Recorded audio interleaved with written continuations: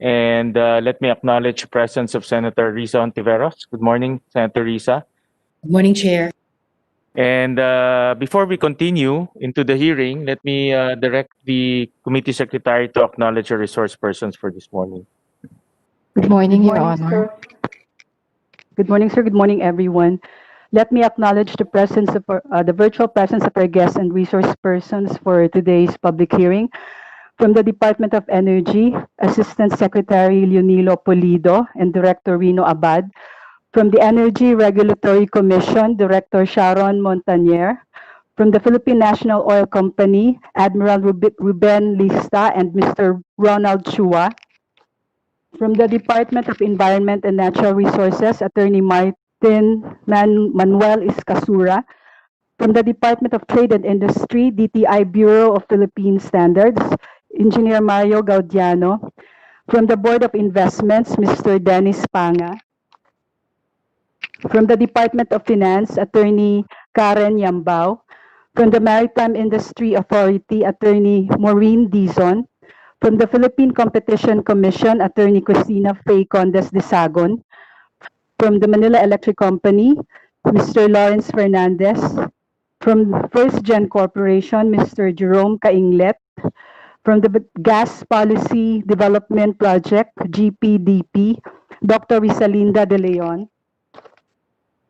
From First Gas Power Corporation, Mr. Mark Miranda. From the Philippine Independent Power Producers Association, PIPA, Attorney Ann Istorco Mentolibano. From the Management Association of the Philippines, Mr. Ernesto Pantanco. From Laban Consumer, Attorney Victorio Mario Di Magiba. And from Herbert Smith Free Hills, Professor Silk Goldberg. Everyone has been acknowledged, sir. Thank you, Comsec. And once again, good morning to everyone. Magandang umaga po sa lahat. We specifically held another hearing precisely to hear the comments and the reaction from the two very important government institutions that will be implementing this bill. And this is the Department of Energy and the Energy Regulatory Board. But equally important is to hear the comments and reaction from our resource speakers, specifically also from the proponents, the private proponents who are engaged in this business. Later on, we will hear from First Gen Corporation. This is the first proponent that will be undertaking the construction of our first regasification terminal. And then later on, we will also hear from other resource persons, such as the Gas Policy Development Project, or GPDP, who has undertaken in-depth research, consultations regarding the development of our natural gas sector here in our country. We will also hear from other stakeholders who are engaged in the power sector. But let me acknowledge and also thank specifically Professor Silke Goldberg, who is now in London. I also want to acknowledge and thank Attorney Mohamed Badisi of the CLDP, an office under the United States Commerce Office. Attorney Badisi and Professor Silke, you're most welcome to join us. I know it's late in the hour in your countries. I think Professor Silke is in London. It's already 1 a.m. there. You're most welcome to hear the comments of the two very important government offices that will be implementing this bill. If you have any comments regarding their comments, feel free to let us know. But this hearing, we specifically conducted another hearing because last time the Department of Energy and the ERC were not ready to discuss their position papers. And it's very important to hear their comments, to hear their reaction to this bill, most especially because they'll be the one implementing this bill. And that's why we deemed it necessary to hold another hearing. With that, before we go into the details of this bill, I would like to hear Any opening statements from Senator Risa?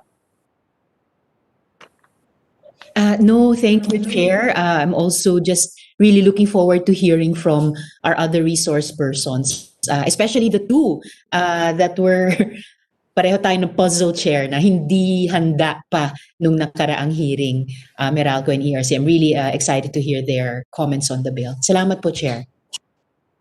Thank you, Senator Risa. And I really hope, I'm excited actually, after waiting for almost 2 years to hear the comments of the Department of Energy and ERC and extending it for another week. Very excited to hear their comments, and I hope they can share their thoughts on this. I know that the Department of Energy has been working very hard, in fairness, has been working very hard to come up with regulations and guidelines as to the development of our natural gas midstream sector. And that's why it's important to hear their thoughts, to hear their opinion, and it's important to make sure that the intricacies and the complexities of the development of this sector will be incorporated in the bill. So with that, without Chair, further I ado- stand corrected. I meant pala DOE and ERC, like the Chair. Salamat po. Yes. Without further ado, we'll now call on the Department of Energy, represented by Undersecretary Pulido, who will be in charge of this industry. So, Secretary, recognized. Good morning po, Mr. Chair. Again, maraming the second opportunity to share our comments. Apologies about the spot, the inter essentially on the scope and application of the law. We believe that the bill should already cover both the midstream and downstream sectors of the natural gas industry. And this is primarily for three reasons. In the first Philippine context, the use of natural gas is currently limited only to the power sector.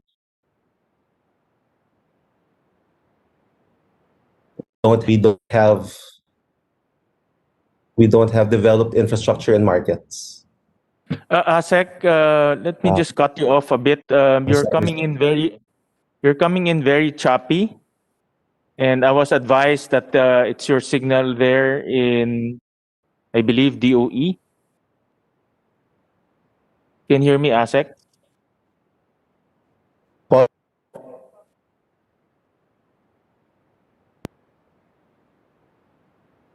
Can you hear me, Asek?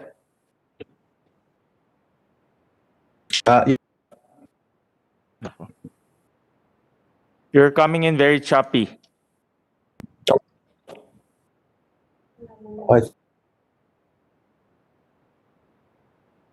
May I request your colleagues to turn off some of their devices, because I think it's a bandwidth issue from your end. I think, can we just yeah. Yes, Mr. Chair. We'll if you could give us a second to fix this issue.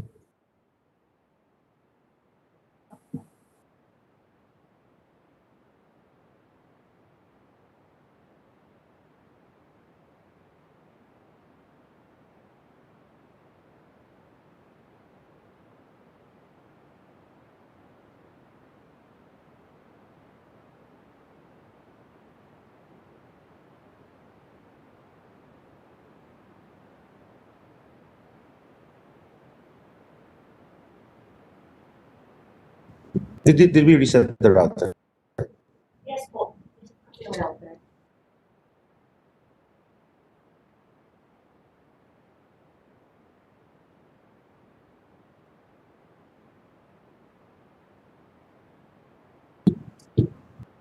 Apologies, Mr. Chair. So we've reset our router and turned off some of our devices. You're coming in much better, Asek. So you can continue from the top, because you came in very choppy and unclear during the beginning of your speech. So let's start from the beginning.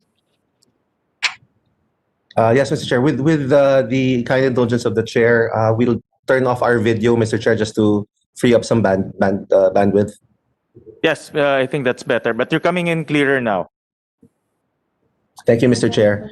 So, Mr. Chair, going back to the start, our first comment on the bill is on the scope and application thereof. We believe that the bill should already cover both the midstream and downstream sectors of the natural gas industry, and that's for three primary reasons. The first reason is if we consider the Philippine context. We are currently using natural gas only for power, and unlike other jurisdictions, we don't have developed infrastructure and markets. So we believe, Mr. Chair, that if we craft a bill that separates the two sectors, in the hope or in anticipation that we would be passing a separate law for the downstream industry in the near future, we may find ourselves in a situation where we have more inconsistencies that we had been able to anticipate. And similarly to what you said earlier, Mr. Chair, case in point, when we were drafting the rules, the rules that we are currently using that govern the proponents for the first LNG infrastructure in the country, one of the inside jokes here in the DOE is we made the mistake. We should have actually called it the Philippine Midstream Natural Gas Rules instead of the Downstream Gas Rules, considering that it primarily dealt with the establishment of the LNG infrastructure, which is actually a midstream activity. However, when we were discussing a lot of the concerns of the various stakeholders who wanted to put up an LNG facility, a lot of their concerns revolved around the downstream sector. So they would already be asking us about whether or not, what law would apply if they wanted to distribute natural gas. They were asking about how end users would be protected. And so even though it was a midstream activity, a lot of their concerns already revolved around the downstream. And so we believe that if we are to pass a law, we might as well take advantage and contemplate already the simultaneous issuance of a natural gas transmission code with a natural gas distribution code, which we can only do if we bring both the midstream and downstream sectors together in this bill. And the second primary reason, Mr. Chair, is we believe that, considering the context, considering what's going to be happening in our country, which is kind of unique. What's happening in our country is kind of unique. We're bringing in LNG precisely because of our depleting resources in Malampaya. What will happen is we will have an initial monopoly. And that initial monopoly, we believe, we have to temper. And in order to temper its effects or consequences, we believe strongly that we have to have some kind of third-party access rules.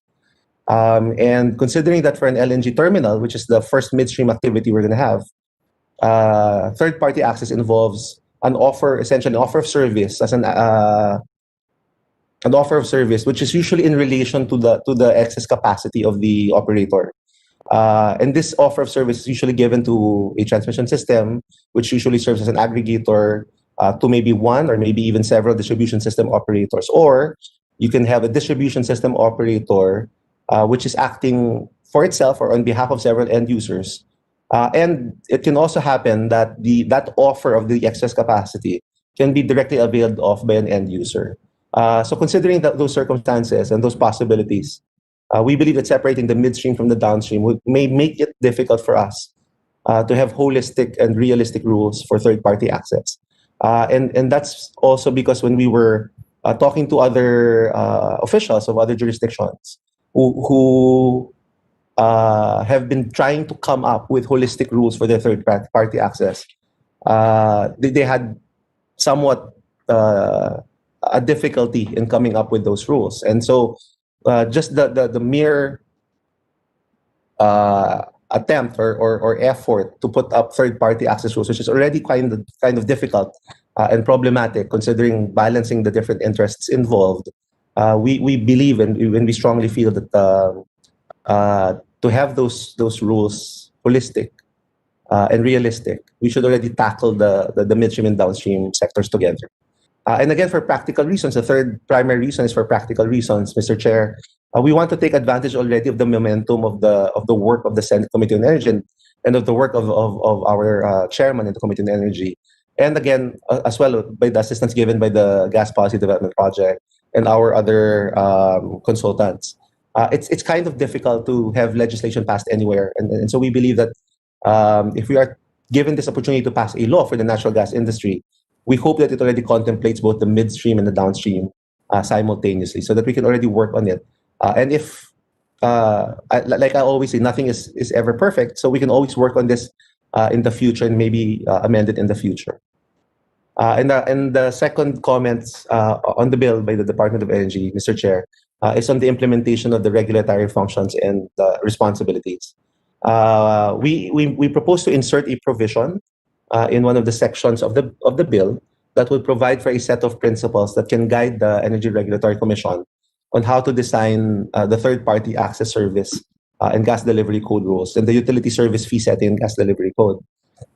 So we are very particular about the third-party access rules, and so we would like to have a set of principles enshrined in the bill that will help guide the agencies involved, especially the ERC.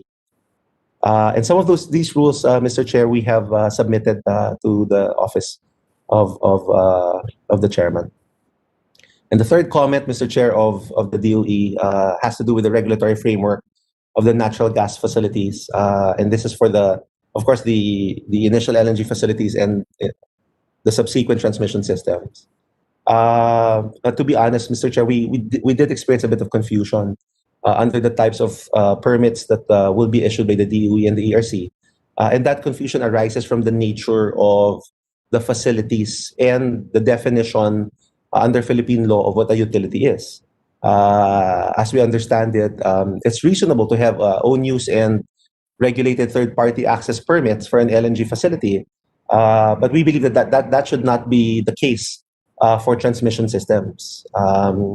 Because under current Philippine law, of course, unless this is amended, and I know there are efforts to amend the Public Service Act, a utility, which is what a transmission system is, it has to be offered completely to the public and must be uniformly applied.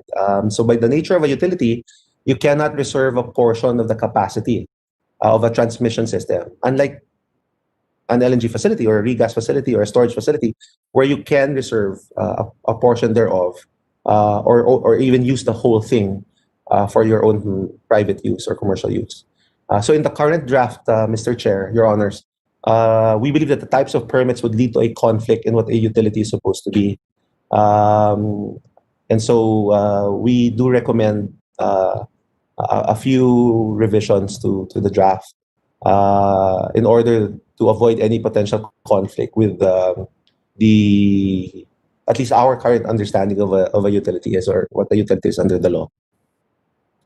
And the fourth comment, Mr. Chair, Your Honors, of the Department of Energy is that we propose a separate provision on the mandatory participation of the Philippine National Oil Company.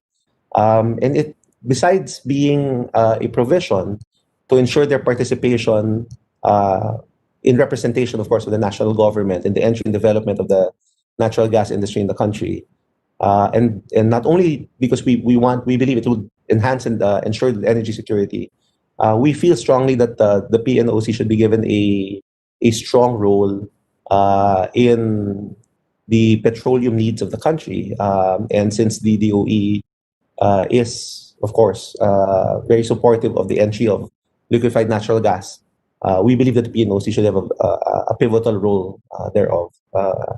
So we propose that within 1 year from the issuance of the implementing rules of the bill, once it's passed into law, we hope that the PNOC would submit to the DOE and the Joint Committee of Congress on Energy, the JCEC, a comprehensive study on the entry and participation of the PNOC into the nat gas industry. On the fifth comment, Mr. Chair, Your Honors, centers primarily on the access to confidential information. And we understand, Mr. Chair, the concerns of our stakeholders. We also understand the points raised, and the points are very well taken, points raised by our experts from Europe and the United States. And we've also discussed these matters on confidential information with colleagues within the region, colleagues from Japan, colleagues from Malaysia. So we understand where it's coming from. But the Department of Energy, Mr. Chair, to put it bluntly, we've been traumatized with this, with access to information.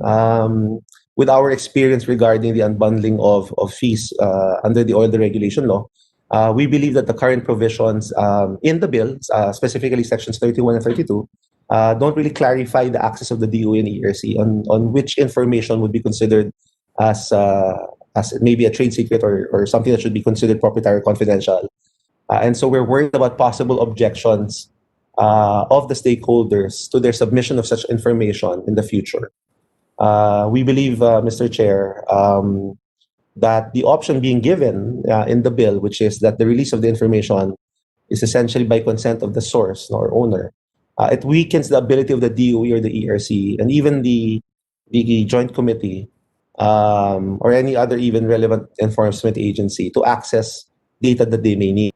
So we did submit a proposed revision that we hope already balances all of the interests and, of course, that addresses the concerns of our stakeholders. And then the sixth comment, Mr. Chair, of the DOE on the bill is if we could, well, we're hoping that we could add a few provisions on bunkering. And bunkering, which is the practice of providing LNG as fuel for a ship for its own consumption.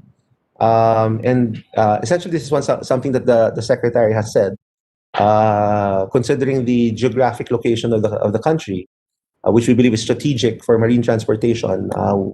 We were presented with data about the number of ships that ply through the waters of in and around the Philippines, and coupled by the imposition of the International Maritime Organization or of a recent ruling, which is called in the industry as IMO 2020, which mandates the lowering of the sulfur content in marine fuel from 3.5% to 0.5%. It places LNG as probably the most compliant and, if not practical fuel to use.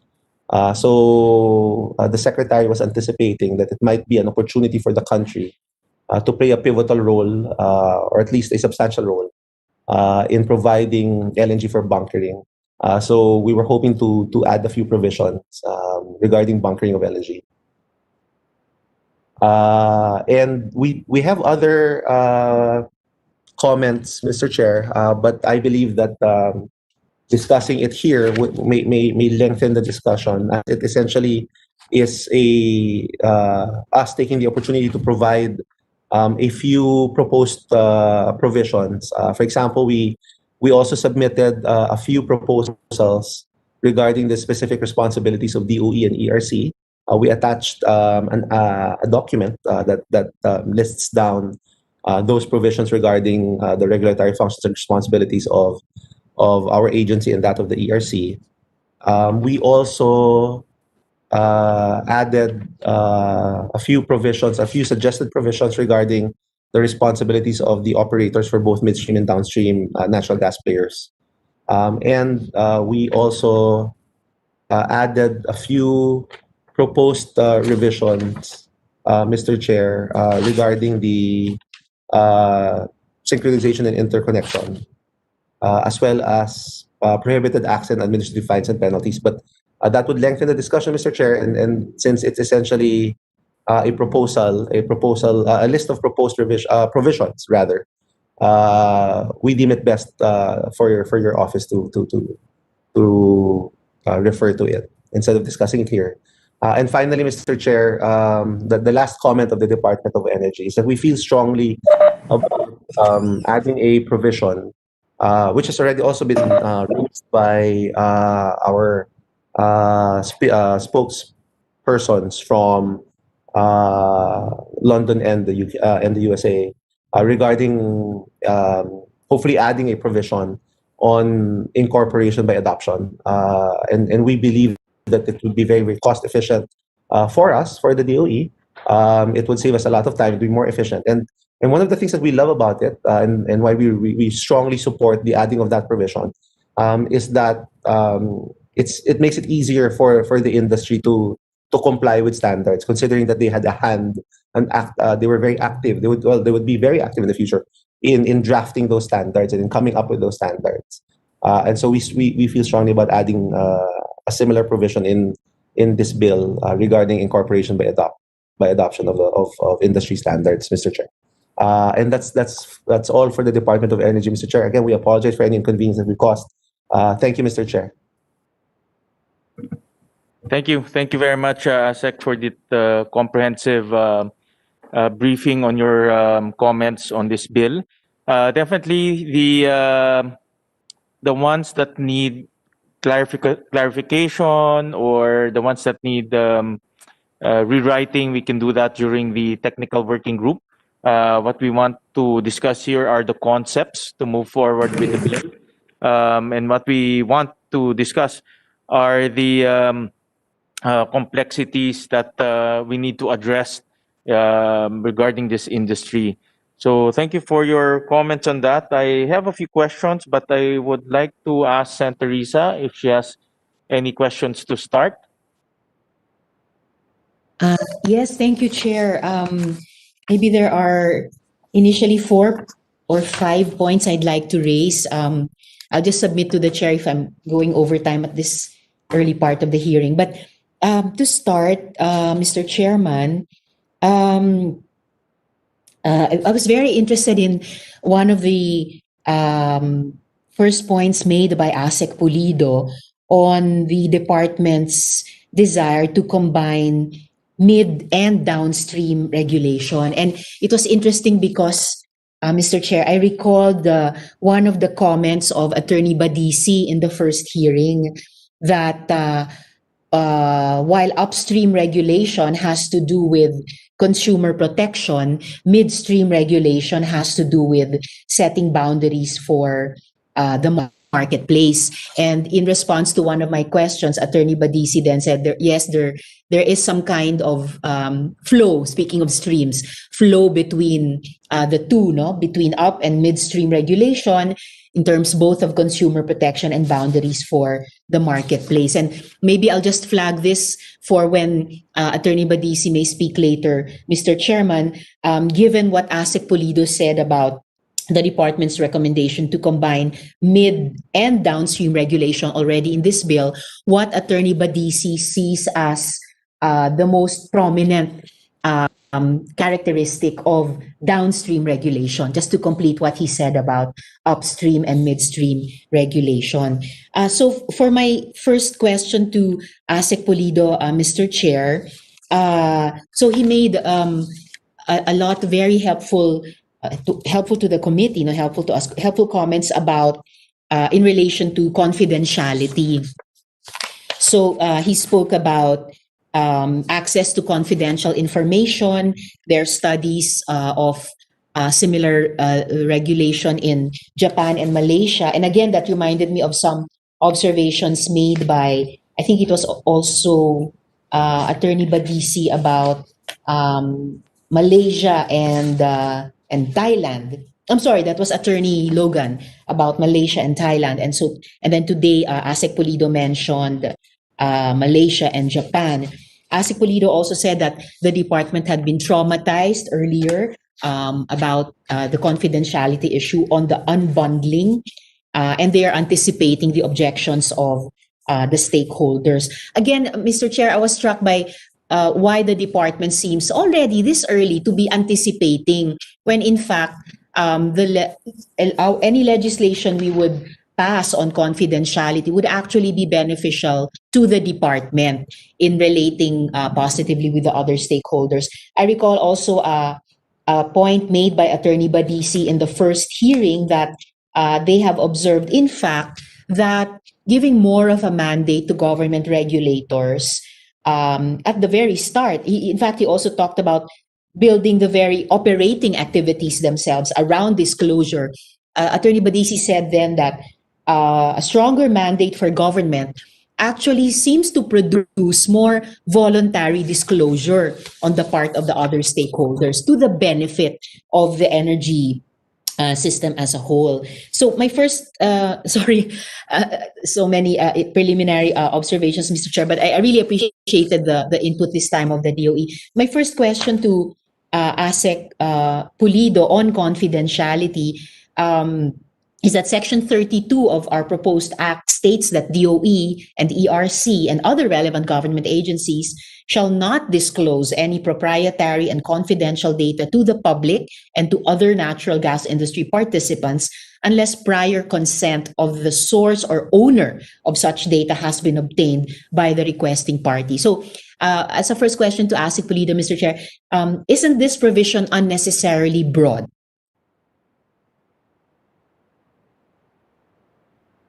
Yeah, Mr. Chair. Yes, Mr. Chair. Replying to Senator Hontiveros' question, we believe, ma'am, that of course we do want a broad and a strong mandate regarding confidential information. And the way it's written right now, it may seem quite broad, but we're hoping that we could revise it in the technical working group meeting to provide some kind of principle to follow, and so that we can specify it further and make it even more stricter when we write or draft the implementing rules. I guess, ma'am, that we're coming from a situation where we believe that when you take into consideration what the third party access is supposed to be, the more information the government has, the easier it is to determine what that excess capacity is. And so we're really, and I hope the chair and Senator Tiveros understands, we're really worried about how to ensure that the information we get is something that we can use. And of course, so we're worried about how to handle that information. We're worried how we can share that information. So a broadly stated rule that prohibits the DOE from sharing that information may serve to be detrimental. And so to be honest, ma'am, we don't know yet how to draft it so that we can assure the stakeholders that they would not be that the information would not be used against them or against their interest. But then again, it's just so hard to find the balance that would allow the DOE to use that information to get the real amount of excess capacity. Because time and again, when we ask other experts from other jurisdictions, ma'am, that's really their difficulty. That's one of the difficulties that they face. And so we're hoping that we can, I guess, refine the bill further to ensure that that information can be used appropriately.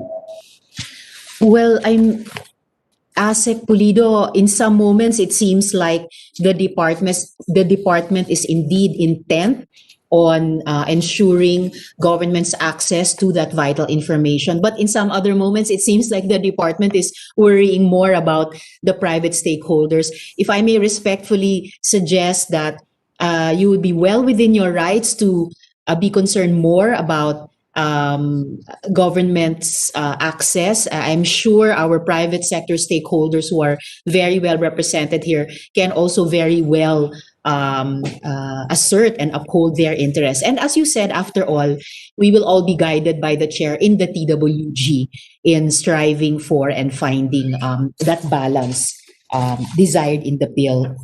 Senator Risa, with your Yes, Mr. Chair. indulgence, Director Rino Abad raised his hand. I think it's regarding this topic.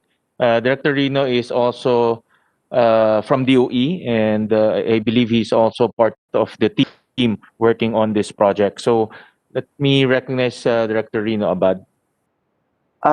Thank you, Mr. Chair, Your Honor. Your Honor, the issue on the access of confidential or considered trade secret information, as discussed earlier by ASEC Pulido, when we encounter the case of the unbundling, is on two major parts. Number one is the submission part, which is submission of what is considered as trade secret. So we need to address that because precisely if you don't get those informations and even classify them clearly in an implementing rule, then you get, sad to say, you almost end up having none of those information actually. And you cannot go to the second part, which is the release part. And what should be cleared is not only the release part, as illustrated in the current section 32 and 31, but more of the getting part. So you need to get it first, and then we discuss the release part. On the release part, we've observed also in the current draft that there's only one option. Even in the release part, this is the second part. So the release part is only upon consent of the source, which we think weakens really the regulatory functions, not only of the DOE ARC, but also the GCEC and enforcement agency like the Bureau of Customs, the BIR. So in other words, we need to expound or expand the exemptions on how to release the data, especially to the GCEC, to the enforcement agencies. But of course, we need to set up some protective parameters, and that's what we are trying to work with when we sit down to the peer provision comments later. So those are the more of the details on how we encounter the problem, as stated a while ago by ASIC. We are quote unquote traumatized. So those are really the areas that we encounter difficulty on. Thank you, Mr. Chair, and thank you, Your Honor. Thank you, Director Abad, Mr. Chair. I'm sure those will be very helpful for us as we work in the TWG under the direction of the Chair. Just one quick follow-up question, Director Abad. What are some specific examples of what have been claimed to be trade secrets? Mr. Chair, Your Honor, in the case, that was the first more or less major case of a trade secret requirement. It pointed to the price components, including the reasons of how the price was actually computed. So this was our first encounter really of the industry objecting to that requirement of submission. We didn't even came to the second part. Doon pa lang po kami sa una, wala na kami doon sa release. So, yun po yung nakita namin at yan po yung isa sa tingin namin ay kinukonsidera nilang trade secret, yung price. Anything about price. Salamat po, Director Abad, Mr. Chair. If I may move, Mr. Chair, to my next question to ASEC Pulido on confidentiality. Yes, go ahead, Senator. Thank you, Mr. Chair. So, Yusek, just for the record, while the industry's desire to protect confidential information is real, it should be, I believe, secondary to the creation of an efficient and competitive natural gas industry. For example, no discrimination or market manipulation, among others. The creation of that industry, of which the free and transparent flow of information is a critical element. For instance, to the U.S. Federal Energy Regulatory Commission, which of course Attorney Badisi and Attorney Logan are more familiar, there are no trade secrets, at least in a regulated pipeline industry. So the FERC dealt with this issue squarely in its order number 637 series of 2000. And I have the details here, but Attorney Badisi et al. Would be more familiar with them. So my next question, ASEC Pulido, based on the input from our first hearing, how do we ensure that our regulators, kayo po, and the public have the data that they need to maintain transparency and prevent anti-competitive practices?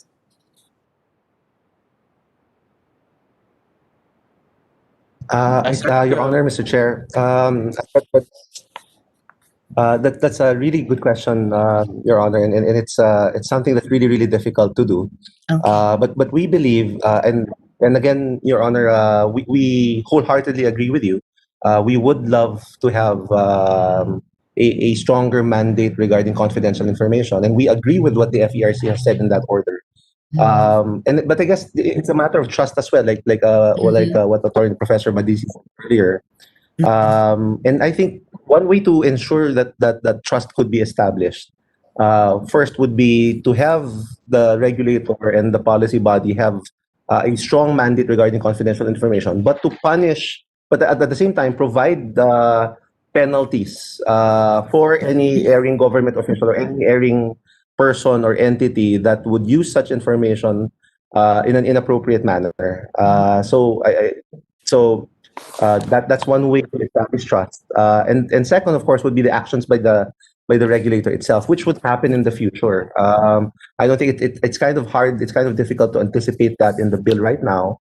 But hopefully, with some kind of framework where the stakeholders are strongly encouraged, if not mandated, to share all types of confidential information, proprietary information, but at the same time ensure that that information would be kept appropriately and not used inappropriately, would probably be the first step in establishing trust between the regulator and the stakeholders. But again, we hope to work closely, Your Honor, with the chairman and the TWG and trying to find what that balance would be.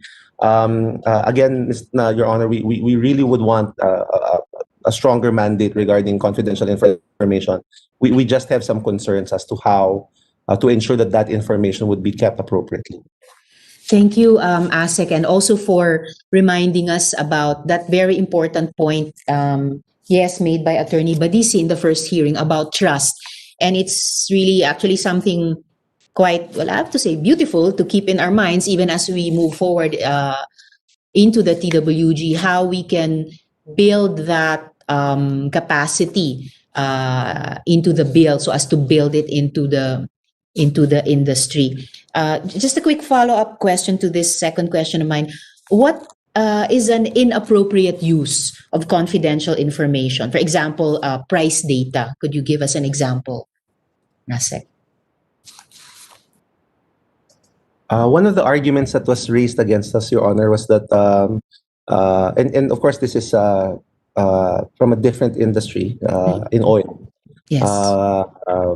Which is the limit of our experience, was that their argument is that the sharing of the components of their price would be, well, if we shared it recklessly, may lead to anti-competitive behavior.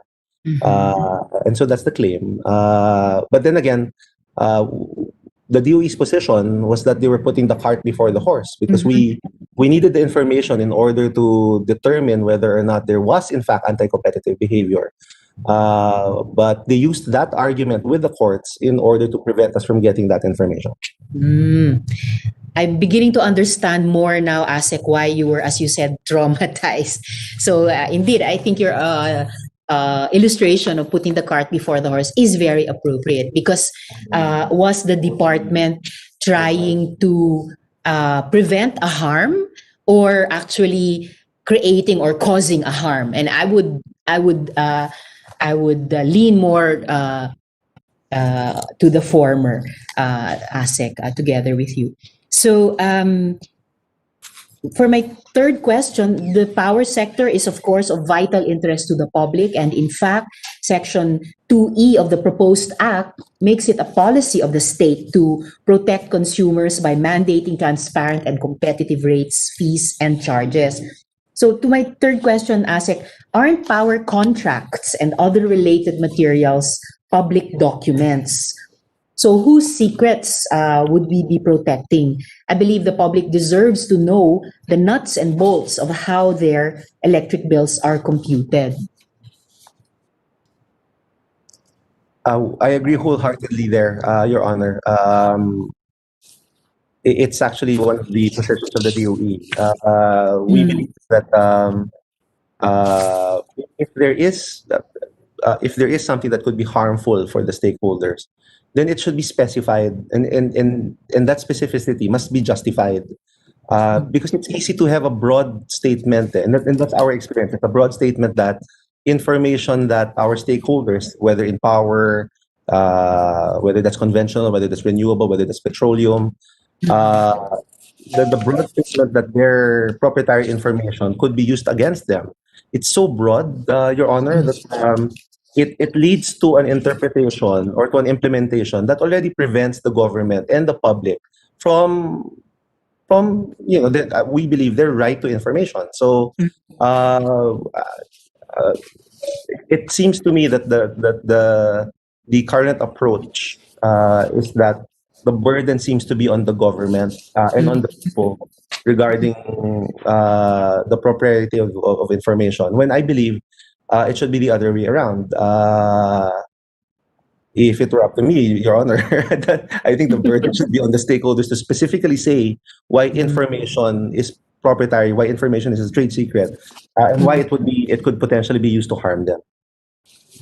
Well, I would agree, ASEC, that in that instance, indeed, the burden would be on the part of the private stakeholders. But looking at the bill as a whole, and sharing your observation that more often than not, the burden seems to be on government and on the people or the public, I think is accurate. I guess the whole point of the bill, looking at it more broadly, is in the interest of pursuing that trust that you reminded us of, as mentioned by Attorney Badisi in the first hearing. I guess one way also that we could try to work towards that trust is to work out in the bill some kind of burden sharing among the different stakeholders in a way that is fair to all, and in a way that enshrines the obligations of each within this nascent and emerging industry. ASEC, do you think we could amend the law to fix this or to resolve this regulatory issue, for example, such as the EPIRA itself? Mr. Chair, Your Honor, we believe so. There are actually, of course, Your Honor, it's not my portfolio, but we do work as an executive committee in the Department of Energy. And there is an effort to propose amendments to the EPIRA.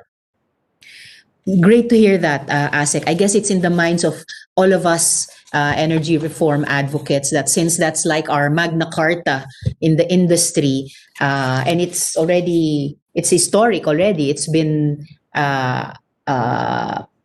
implemented for the past several decades, that the time is ripening. Some even think it's past to really look at amendments to the EPIRA itself. Last question, ASEC, Mr. Chair, on confidentiality.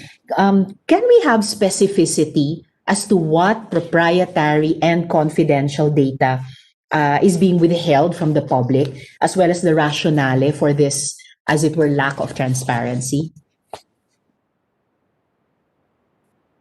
Apologies, Mr. Chair, Your Honor. I think that's something that we would end up debating lengthily with our stakeholders. But we would really appreciate to be guided not only by the chair and their team, but also by the stakeholders and by our consultants from abroad, because it's I think it should be well, in my view, Your Honor. I think it should be very, very narrowly written, and hopefully to provide the national government with a way to be more flexible. I think the definition of proprietary information or confidential information is it's very difficult to pin it down, especially when we're talking about the national government. Of course, we understand their concern when it comes to their potential competitors, when it comes to other interests. That we understand where they're coming from, and we really appreciate where they're coming from. We don't want to sound as if we want an open, like some kind of blanket authority, Your Honor, and that's why we hope to be guided as well by the committee and by the chairman. We don't want to overstep, but we just feel really, really strongly about how we can access this confidential information, Your Honor, Mr. Chair. And I certainly understand and support, ASEC, why the department feels strongly about accessing this. And no apologies necessary ever for recognizing or even initiating debate, because that really helps our committee under the chair most to give rigor to our processes and hopefully, of course, eventually to the final product of the law.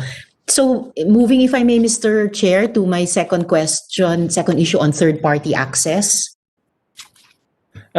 Senator Risa, before we move on Yes, to Mr. that, Chair. I have just to share my thoughts on disclosure and also on the request for reports under the bill, the we actually took a lot of learnings from the traumatizing, quote unquote, event of the DOE.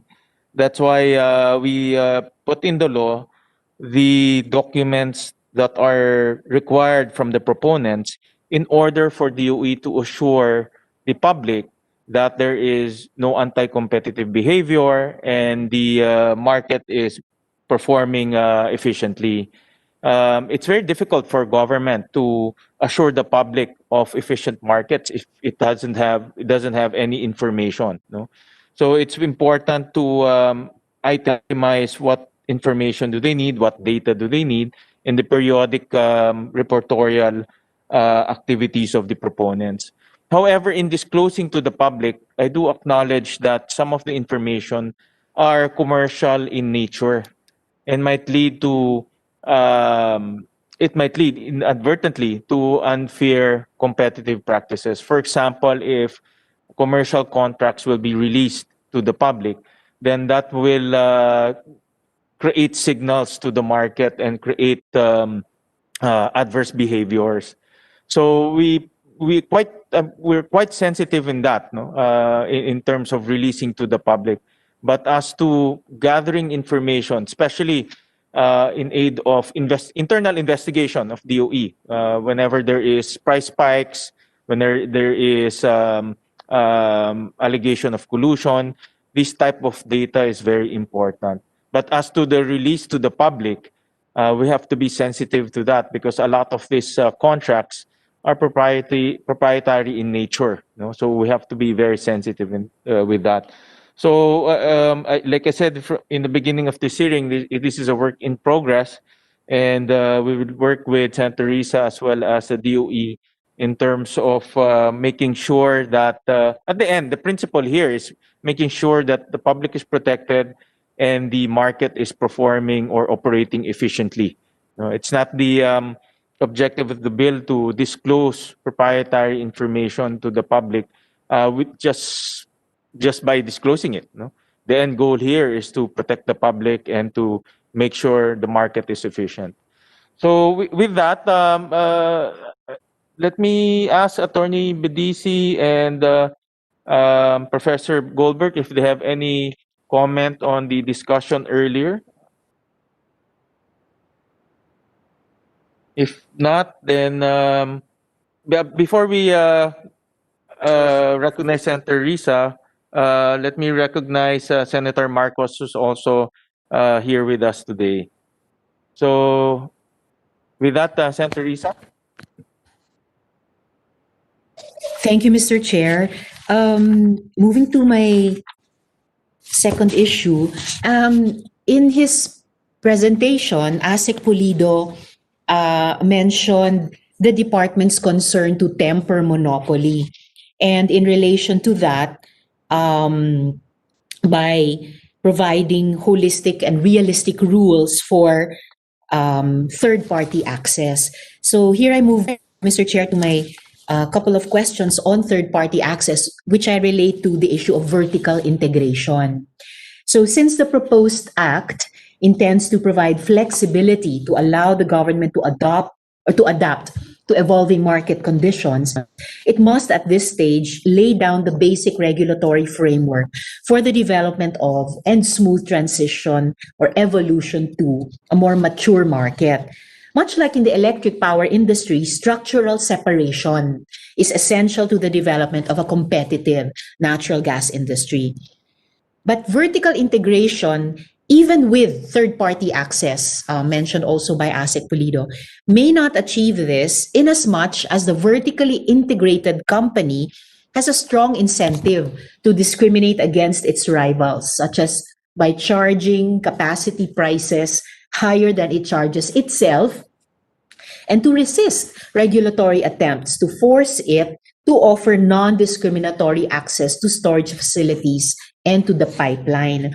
So, ASEC Pulido, thus shouldn't there be structural separation or unbundling, to use that traumatic term again, unbundling of the pipeline and storage facilities from the upstream producers and downstream customers or retailers, such that the pipeline doesn't own the gas that it transports. And from the electric power industry participants, in as much of this gas is foreseen for electricity. Thank you, Mr. Chair, Your Honor. I believe in the bill, Your Honor, there's already some form of prohibition of certain types of cross ownership. And I think this is something that is seen in other jurisdictions.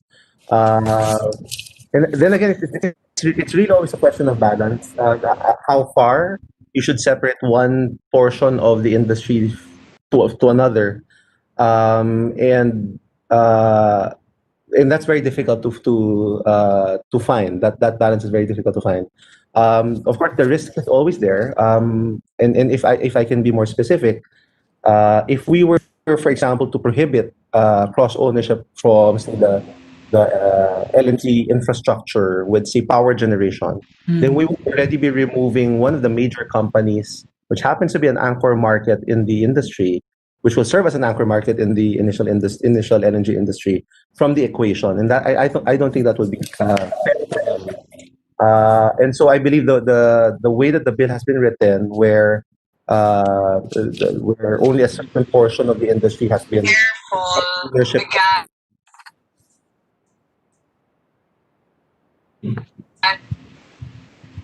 Apologies, Your Honor. Go ahead, Asek. Should we continue, Your Honor? Or? Yes, go ahead, Asek. I believe, Your Honor, Mr. Chair, I think that as the way the bill is written, it's already pretty well balanced regarding separation of industries. Of course, we leave it to the Senate to decide whether there should be further prohibitions on cross ownership. Thank you, Mr. Chair. Thank you, Your Honor. Thank you, Asek, Mr. Chair. As we continue discussing this issue, Mr. Chair, I'm really getting the feeling that, of course, naturally, our discussions, our concern about balance are greatly shaped, sometimes limited by the current EPIRA and the whole energy policy framework. I guess that is necessary, but all the more I'm getting the feeling that, as discussed earlier with Asek Pulido, it's really something good to consider, the review, the assessment, and the amendment of the EPIRA. And hopefully our own efforts, Mr. Chair, on bills like this will be a way to pull the energy policy discussion further. So my last question on vertical integration and the third-party access, Mr. Chair, ASEC. In the alternative, does the department think, ASEC, that this committee should also consider a regulatory regime based on non-discriminatory, long-term, multi-year storage capacity and pipeline transport contracts with contract price determined by the cost of service methodology?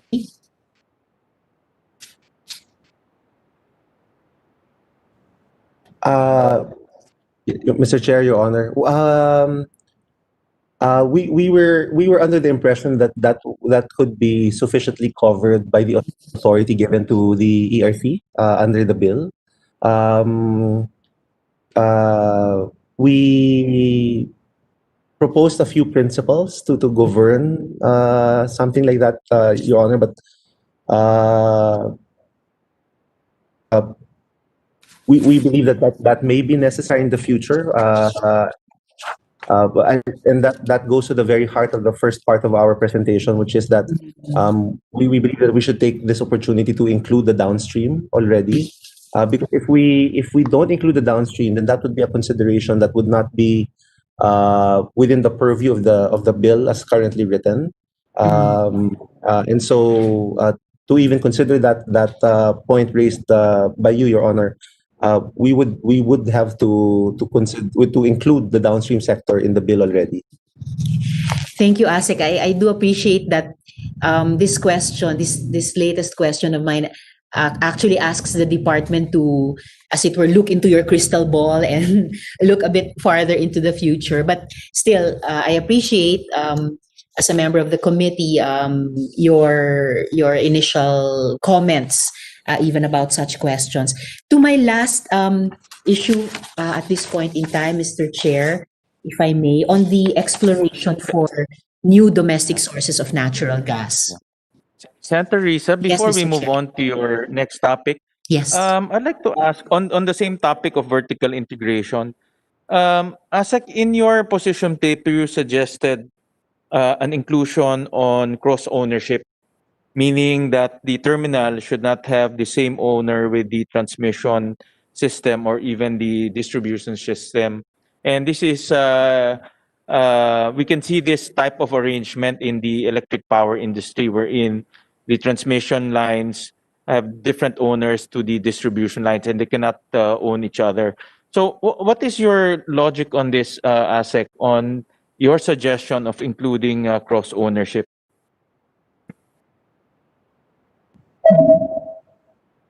Your Honor, Mr. Chair, the logic is the same as what we discussed with our colleagues in the power sector.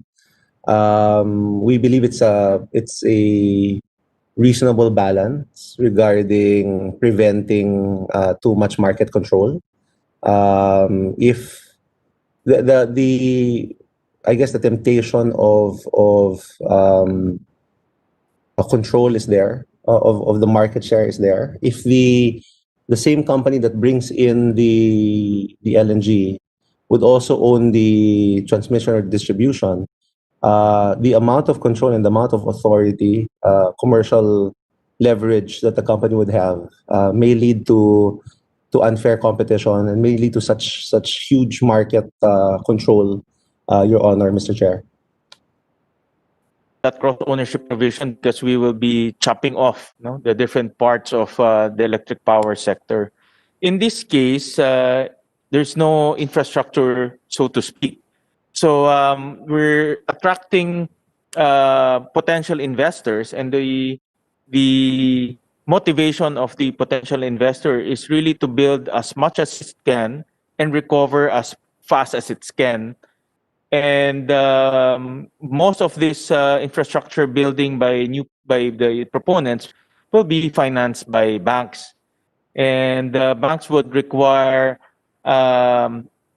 certainty on the offtake or certainty in the customers, and that's why we, after consulting with experts and with actually with DOE. We deemed it necessary in the initial phase that to encourage proponents to build their terminals, the ancillary services, meaning the pipelines that they need to deliver gas, and to connect it to their off-taker, which is the power plant. So we actually did not include a cross-ownership provision. However, the law is very strict on third-party access. So the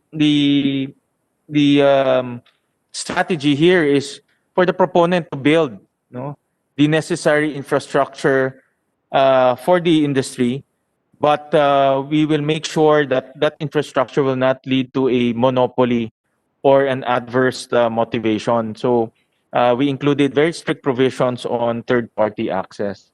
Again, this is a work in progress. This is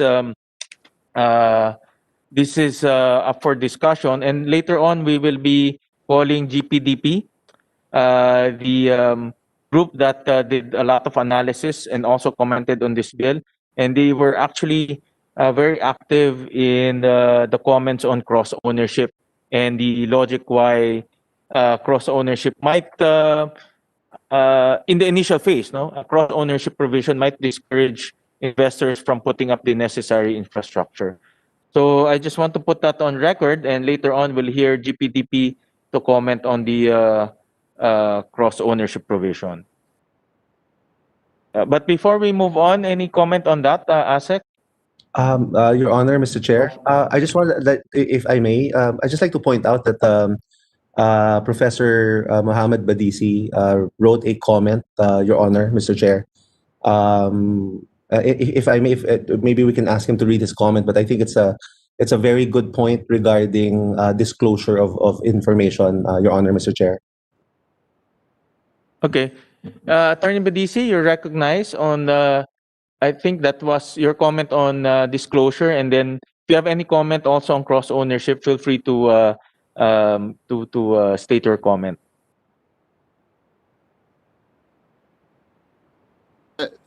Thank you, Senator, and thank you everybody again for inviting us to join the conversation today.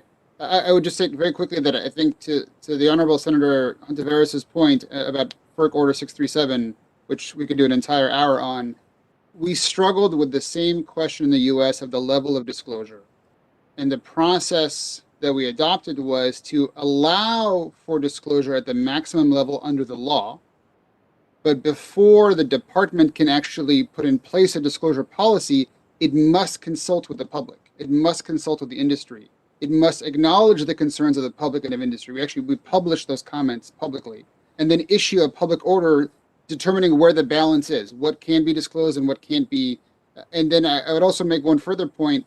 There's a difference between the mandates of disclosure to the government for oversight, prosecution, and other purposes, and then public disclosure, which is done sometimes in what we call the aggregate, whereby data is scrubbed so you can't see who's selling which individual commodity or individual transactions, but public disclosure of volumes of gas transacted, average prices. So I'll leave it at that, being respectful of everyone's time, that we have followed the same path here. And I hope that's helpful. And to the extent it's helpful as well, when it comes to vertical integration and sort of bundled or cross ownership, again, we reserve the authority to break up monopolies. We reserve the authority to require companies to disassociate their entities and either maybe under one ownership but separate operation, or possibly breaking up under different ownership. That requirement is established under the law. The operation is often determined, again, through this consultative process. Early on in the industry, some level of cross-ownership may be necessary to the functioning and to the way the capital, the way the money flows into the market. But later on, once the industry matures and there's enough volume of activity, it may make sense to start separating entities. We had that experience here over 50 years. Hopefully it won't take that long in the Philippines. But again, I think there's a difference, and I think with respect to Isaac Paludo's comments, I think he's exactly right. The authority should be clear under the law. The operationalization of that authority is something that can be determined in consultation at a later time. I hope that's helpful, and again, thank you for the opportunity. Thank you, Attorney Badisi. Equally, Professor Goldberg also made some comments. Professor Goldberg, you might want to state your comments. Thank you, Mr. Chairman. It was to, actually my comment goes very much in a similar direction to those of Attorney Badisi. It's to state that the EU's REMIT regulation, which is basically the trade regulation and disclosure regulation in the European Union, provides for the provision of key contract data on an anonymized basis to the regulator of in the European Union, ACER, the Agency for Cooperation of European Energy Regulators, so that the regulator knows exactly what's happening in terms of supply security, in terms of the volumes that are in the market at any given point in time. Also, competition authorities can have recourse to that data, to those data, but it's not the disclosure of the full contract, and it's not to the full public. ACER, the European regulator, publishes on a very regular basis. I think it's quarterly and then annually a report on the state of the energy market, so that the public is kept fully informed, but it is not the exact details of individual contracts. And perhaps just one additional thought on cross-ownership and unbundling. The European Union has gone through a reasonably painful process of unbundling. And as part of the liberalization process that we've had since the mid-90s, really. One of the key issues to bear in mind in this case, or perhaps one of the lessons from the EU, is that when the European Union completely liberalized its and unbundled and prohibited cross-ownership, there was also an element of supply security oversight within market participants that got lost. So in particular, in a scenario where you're building up the institutions, where you're building up the infrastructure, and you bring in the capital into the country in order to build up the energy infrastructure to ensure supply security, cross-ownership might actually be helpful in the sense that allowing cross-ownership is helpful in order to allow for the build-up of the infrastructure and to allow for a seamless supply security to be supported in this particular way. Thank you, Mr. Chairman. Thank you, Professor. Santa Teresa? Yes, thank you, Mr. Chair, and thank you very much to our resource persons from the other regions and countries.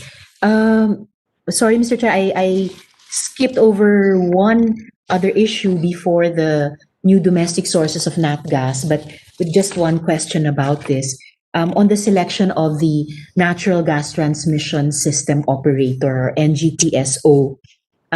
So still to ASIC Pulido, Section 24 of the proposed act states that the DOE may establish or select an NGTSO to operate and manage the country's interconnected natural gas transmission system. How will this NGTSO be selected? Because in this case, the function of the NGTSO in the natural gas industry would be parallel to the function of, say, the NGCP in the power sector. However, in the case of the NGCP, it is both system operator and transmission service provider. And it's been said that for a single entity, and we were just talking earlier about cross-ownership, for a single entity to act both as transmission service provider and the system operator can create a conflict of interest that leads to profit-motivated systems decisions that cause higher charges to consumers. And this is because the transmission service provider would naturally be interested in expanding its business, selling access to the transmission grid. On the other hand, the system operator is responsible for establishing access and competition rules and routing power or natural gas efficiently to consumers. Thus, it's been said that for a single entity to provide both functions or perform both functions is to give it the right to, as it were, print money by making rules, not for transmission efficiency and market competition, but to optimize its revenues.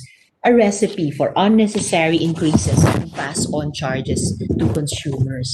Thus, I believe that the NGTS or the nat gas transmission system needs to be operated by a truly independent system operator to assure fair and competitive access and the transmission of power in the most cost-effective manner. So, ASEC, do you think that we could insert a provision in the proposed act requiring an independent NGTSO, for example, that a single entity cannot be both transmission service provider and operator at the same time?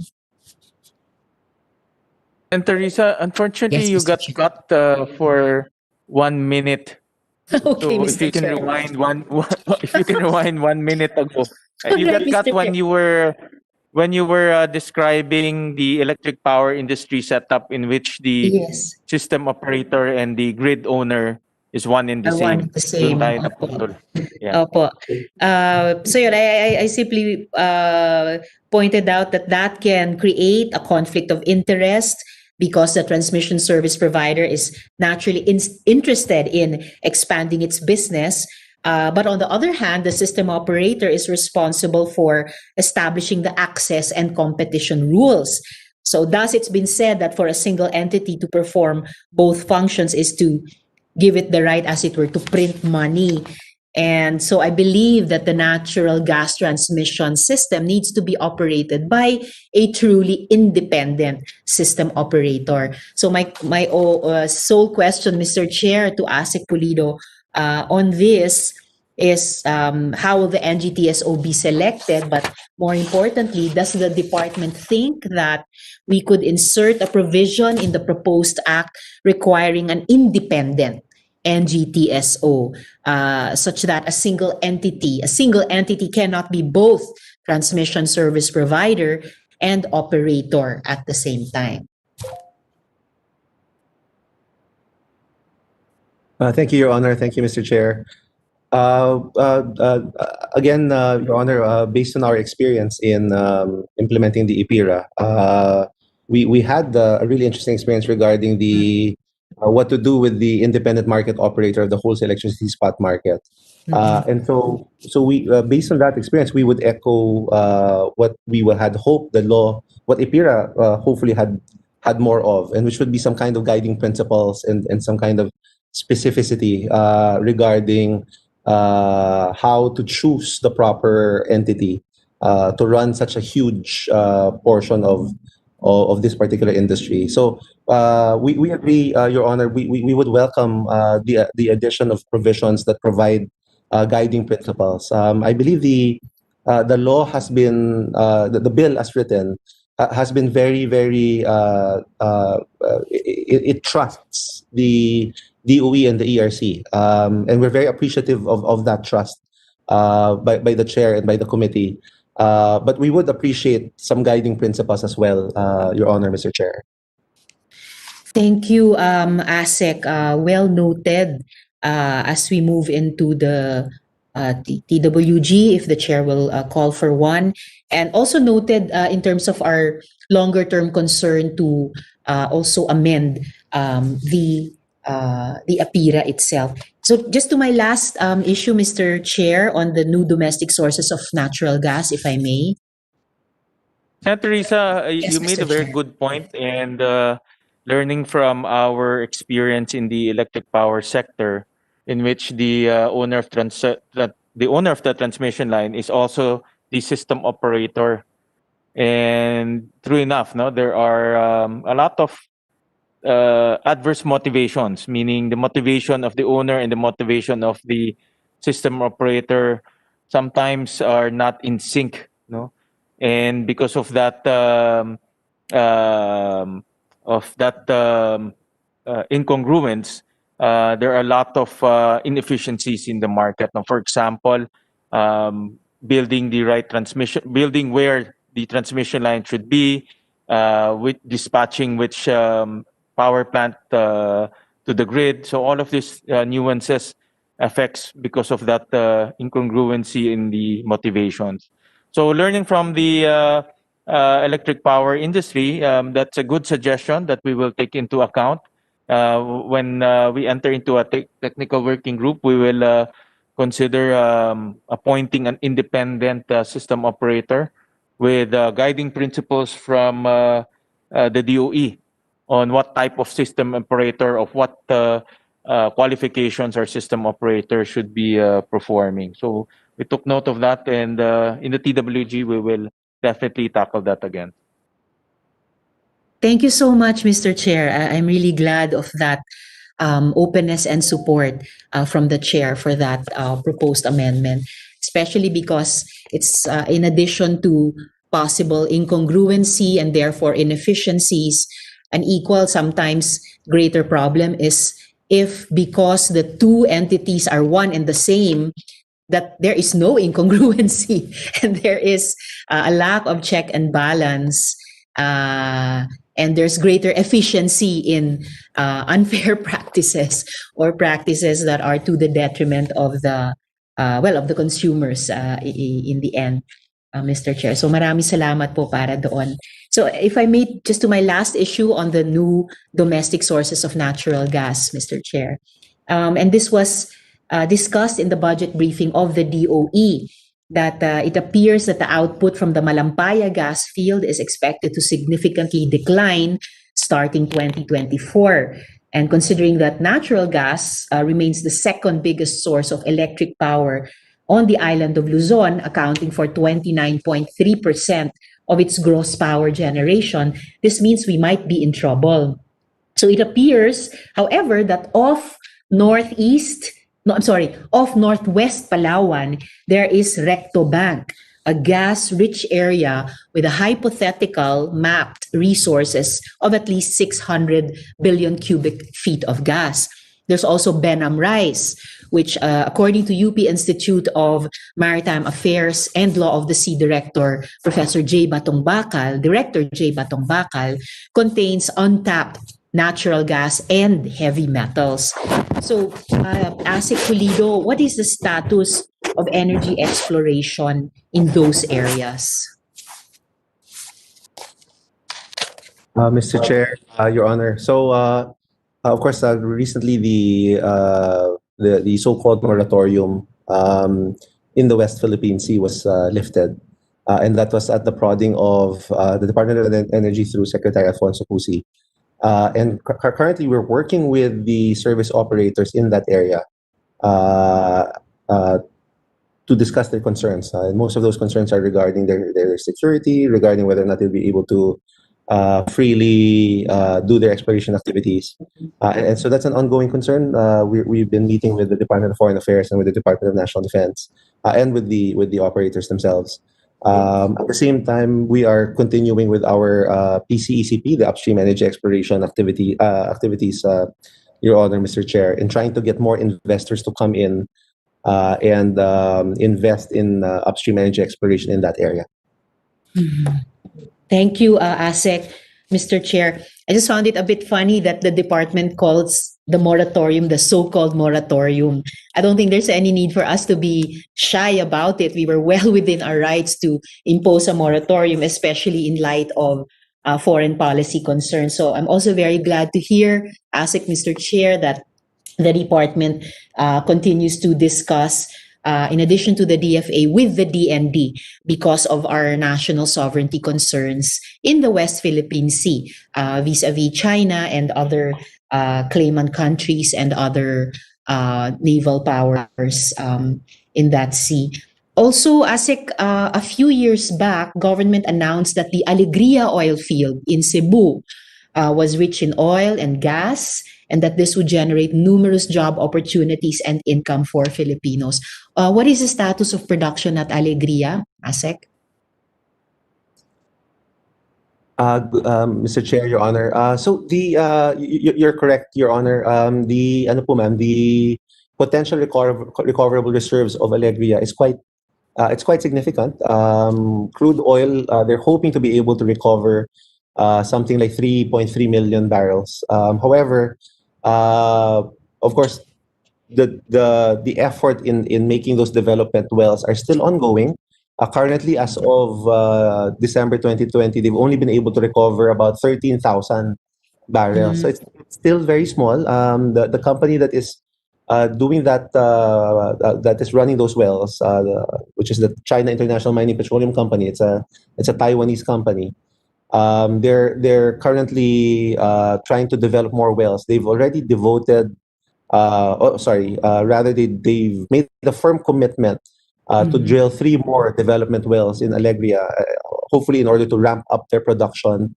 But they have recently asked for some additional time from the DOE in meeting their commitments, precisely because of the COVID-19 pandemic, which prevented them from drilling those committed wells. Your Honor, Mr. Chair. Thank you, ASEC. Just to step back to the ASEC didn't comment specifically on Benam Rice. What about exploration in Benam Rice? The last I heard, mainland Chinese vessels were in the area.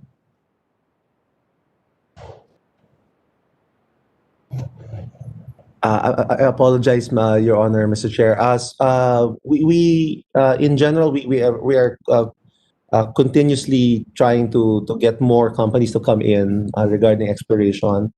Now, with as we said earlier before, when we were during our budget hearings,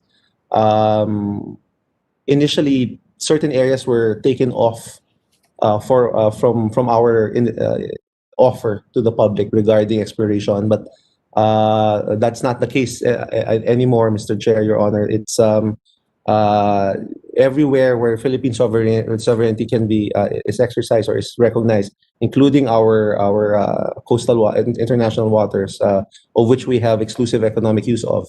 All of these areas are on offer and are part of our upstream energy exploration program. Thank you, ASEC. I'm glad that you mentioned about national sovereignty, and I'm hoping that in your upstream energy development program, that will be always present and even explicit, because of course, exploration in our exclusive economic zone, including Benham Rice, has to be with the recognition of all other parties, especially foreign parties, of the Philippine Constitution, and signal diplomatic and political victories, decisions, especially pertinent here, the Hague decision in our favor. And so therefore, China, Beijing, has to also recognize that, I believe, before their exploration in the Benham Rice. But lastly, about Benham Rice, ASEC, what is the potential of Benham Rice? If I may, Mr. Chair, Your Honor, we wholeheartedly agree, Your Honor. In fact, that's the very precise reason why Secretary Cusi has repeatedly emphasized that for any exploration and development to be done in these waters, in these areas, it has to be the Philippine Petroleum Service contract system that must be used, because under that regime, it is an express recognition of Philippine sovereignty and exclusive economic use. Regarding the actual numbers, Your Honor, Mr. Chair, it's quite significant. Apologies because I don't have the numbers right now. But from the experts that we've discussed, from our own engineers, the expectation is that the Philippines is still largely unexplored in terms of resource development, upstream resource development, Your Honor. But we do have some projections made by initial studies, and it's quite significant, Your Honor, Mr. Chair, regarding the potential petroleum resources in Benham Rice. Thank you, ASEC. Please just make the data available to the committee through our chair when you have it. And lastly, on new domestic sources of natural gas, ASEC, it seems that our proposed act presupposes that we will be importing a large amount of natural gas. So what are the department's projections as to the amount of gas we will need to import? Where will this gas be sourced? And what effect will this have on the cost of electricity in the country? Your Honor, Mr. Chair, if I may, currently, and that's really the difficulty of our proponents, and that's the reason why we've been very, very how shall we say, very, very supportive of our proponents.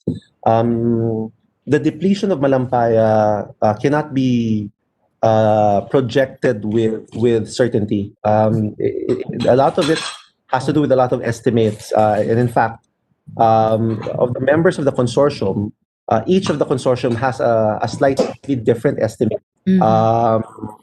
So in computing the amount of LNG that we would need, first it really depends on the available anchor market. So without even looking at the gas sales and purchase agreements and the depletion of Malampaya, the first thing that we look at is what's the total existing anchor market, and that total existing market is the 5 power plants, and previously it was the refinery of Shell, which has already closed.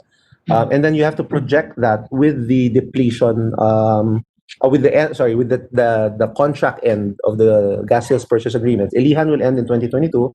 The other GSPAs will end sometime in 2024. And so that gives you an idea, Your Honor, Mr. Chair, of the initial amount required.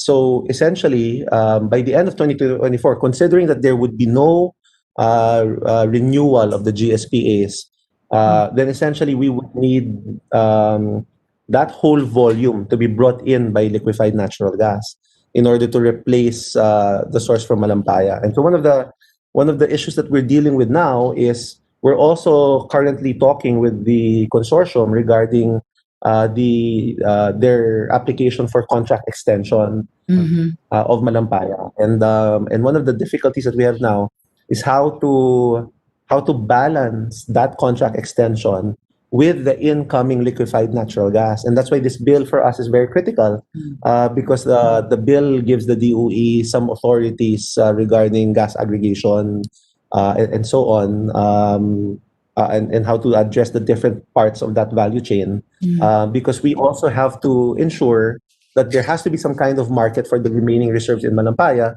and hopefully in the future, if the commitment of the consortium pushes through, there are possible wells, viable wells within the Malampaya service contract. Your Honor, Mr. Chair. Thank you, ASEC. A follow-up on, you mentioned the closure of the Shell refinery. So regarding refineries, are there long-term strategic implications of all our refineries shutting down on our energy security that Professor Silke also mentioned earlier? Your Honor, Mr. Chair, from coming from a broad, shall we say, well, broadly, of course, there's an impact. It's ideal to have your own refinery in your country. Yes. But so far in the medium term, in the short and medium term, we don't see any potential difficulties, considering that there's so much finished petroleum products available within the region currently. But then again, precisely because of our need to mandate energy security, the Department of Energy, Your Honor, Mr. Chair, is currently working on a draft bill and a draft department circular for the establishment of a strategic petroleum reserve, an SPR, and the Philippine National Oil Company would be at the forefront of that, as PNOC has expressed in different venues. We believe that it's critical for PNOC to retain or recover a role in ensuring our petroleum security, Your Honor, Mr. Chair. Yes, ASEC. In fact, President Lista also mentioned that in our first hearing. So I'm guessing that he is glad to hear this and possibly will mention it when the chair calls him. So last question for now, Mr. Chair, ASEC. Who are our potential investors or proponents for the natural gas industry? Currently, Your Honor, Mr. Chair, there are several. We've already issued a permit to construct to First Gen. First Gen is in partnership with Tokyo Gas of Japan. There has been there's a notice to proceed, which is the first permit before the permit to construct that was issued to Accelerate Energy. Accelerate Energy has a local partner, and Accelerate Energy is the company that essentially developed the whole FSRU technology in the United States. And the third, Your Honor, Mr. Chair, is the Batangas Clean Energy, which I believe is a consortium led by the Lusutan Group.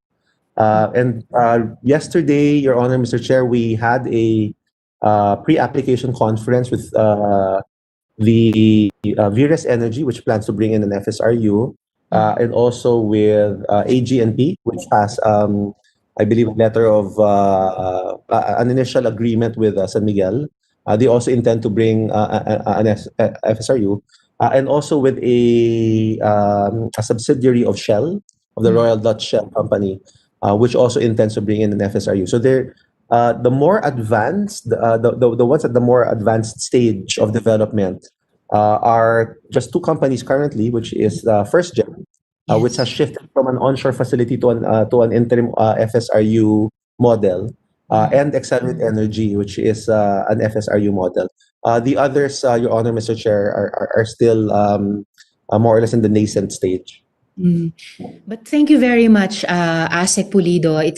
I think it's really exciting to hear that even at this early or pre-stage, there are already so many, well, there are already a couple of actual and more potential investors or proponents. It gives us an idea of how dynamic this industry can become with the participation not only of these private sector entities, but of course government led by the DOE. And I'm hoping, I mean, we have some civil society resource persons here whom the chair may call later. I'm hoping also a vibrant participation from the public, from civil society organizations. So maraming salamat po, ASEC, mabuhay kayo. Maraming salamat po, Mr. Chair. Thank you, Senator Risa. And on the topic of proponents, you mentioned us a list of proponents, but I did not hear Tanglawan, which is connected to, if I'm not mistaken, the Phoenix Petroleum Group, Udena. What happened to Tanglawan? Because I read before that they were also issued notice to proceed. Yes, Your Honor, Mr. Chair. The Tanglawan project, Your Honor, Mr. Chair, we were constrained to cancel their notice to proceed as, in fact, they essentially withdrew their plans as they were not able to reach financial close, and they did have a few difficulties regarding their project proposal. So it was essentially withdrawn, Your Honor, Mr. Chair. So they are no longer pursuing their project. Any lessons learned from that withdrawal of NTP? Is it because of government, because of policies, or is it just purely a commercial decision? I believe, Your Honor, Mr. Chair, it's mostly a commercial issue. It's really the existing anchor market, the availability of land in the area.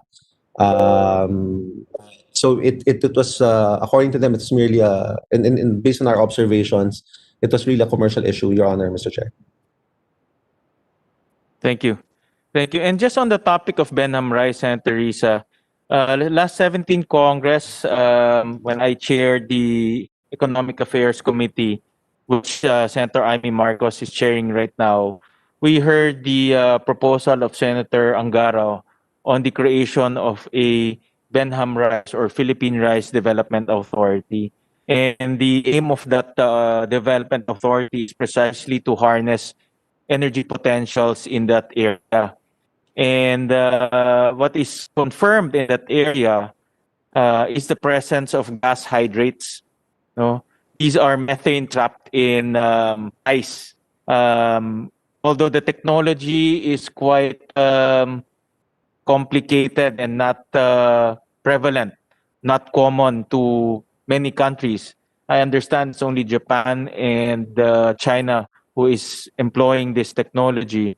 Nevertheless, it is very rich in gas hydrates and a potential source of energy for our country in the future. So it's just a matter of time when technology will be developed and made available to countries who can explore gas hydrates in their area. But you're correct that it's rich in energy potential. In that case, Mr. Chair, that, if the chair and Senator Sani will pursue this proposal, the earlier proposal about a Philippine Rice Development Authority, then maybe our committee under the chair could invite the DOST to look into this, including the matter of the technology to develop gas hydrates, learning also from the Japanese and Chinese scientific communities. Thank you, Mr. Chair. Thank you. Thank you. We see the presence of Senator Marcos. Any questions, Senator Marcos, to DOE? Yes, I've been listening actually as well as the previous meeting. And given that the LE is here, I just like to tidy up a few loose ends. You were saying, ASEC, that there are only two in operation, Accelerate and First Gen. But in the news reports, we are given to understand that there are already 4 LNG terminals green-lighted by the DOE. And that's Accelerate, Energy World Australia, Batangas of Lucia Tan Group, and first gen of the Lopezes. Is that correct? If they are in operation, what is the current legal framework prevailing for the regulation of these terminals? Mr. Chair, Your Honors, that's correct, Your Honors. So essentially, what happened was there's a fourth. You're correct, Your Honor. There was a fourth company, Energy World, but Energy World is an entity and a project that was established before this administration, and so which then ran into some problems with their connection to the grid. And then subsequently, those three companies that I mentioned earlier, Mr. Chair, Your Honors, were given the notice to proceed under the rules that was drafted by the Department of Energy. So you're correct in assuming that, Your Honors, considering that there was no law yet in place, we issued the Secretary Alfonso Cusi issued a department circular to create a set of rules in order to get the private sector to come in and invest in the initial LNG infrastructure that we would need due to the depletion of Malampaya. Yes, may we request from the department a copy of those rules, please? Because I think they'll be essential in the formulation of a new law. Yes, Your Honor, Mr. Chair. Thank you very much, Mr. Chair. And if we could have a copy of those disseminated to the members of the committee. And I cannot resist making the comparison between the proposed setup of midstream natural gas and the transmission system of electricity. So what is the opinion of the OE? Is midstream natural gas a public utility or a public resource?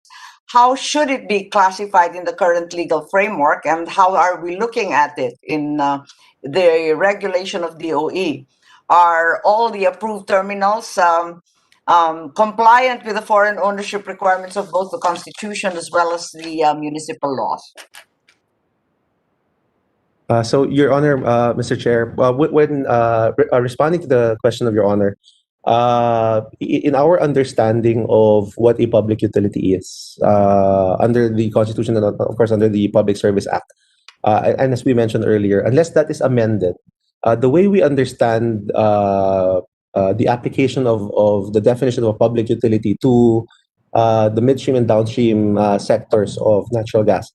For midstream, Your Honors, Mr. Chair, so you would have, say, bunkering, you would have storage, you would have regasification, you would have the transport of we believe those would not be a public utility, and so since they're not a public utility, they would fall under fall squarely within the proposed provisions of this Senate bill, where they are susceptible to a third-party access permit or to an own use permit. However, Your Honor, Your Honors, Mr. Chair, once you move from the midstream to the downstream and you start building the infrastructure for transmission, then we believe the transmission infrastructure which would be the pipelines, and that would be reminiscent of or similarly situated as, say, if you are in the US or in Europe, where you have natural gas flowing directly to your homes, or in Japan, those pipelines, Your Honors, Mr. Chair, we believe would fall squarely within the definition of a public utility, and which then would require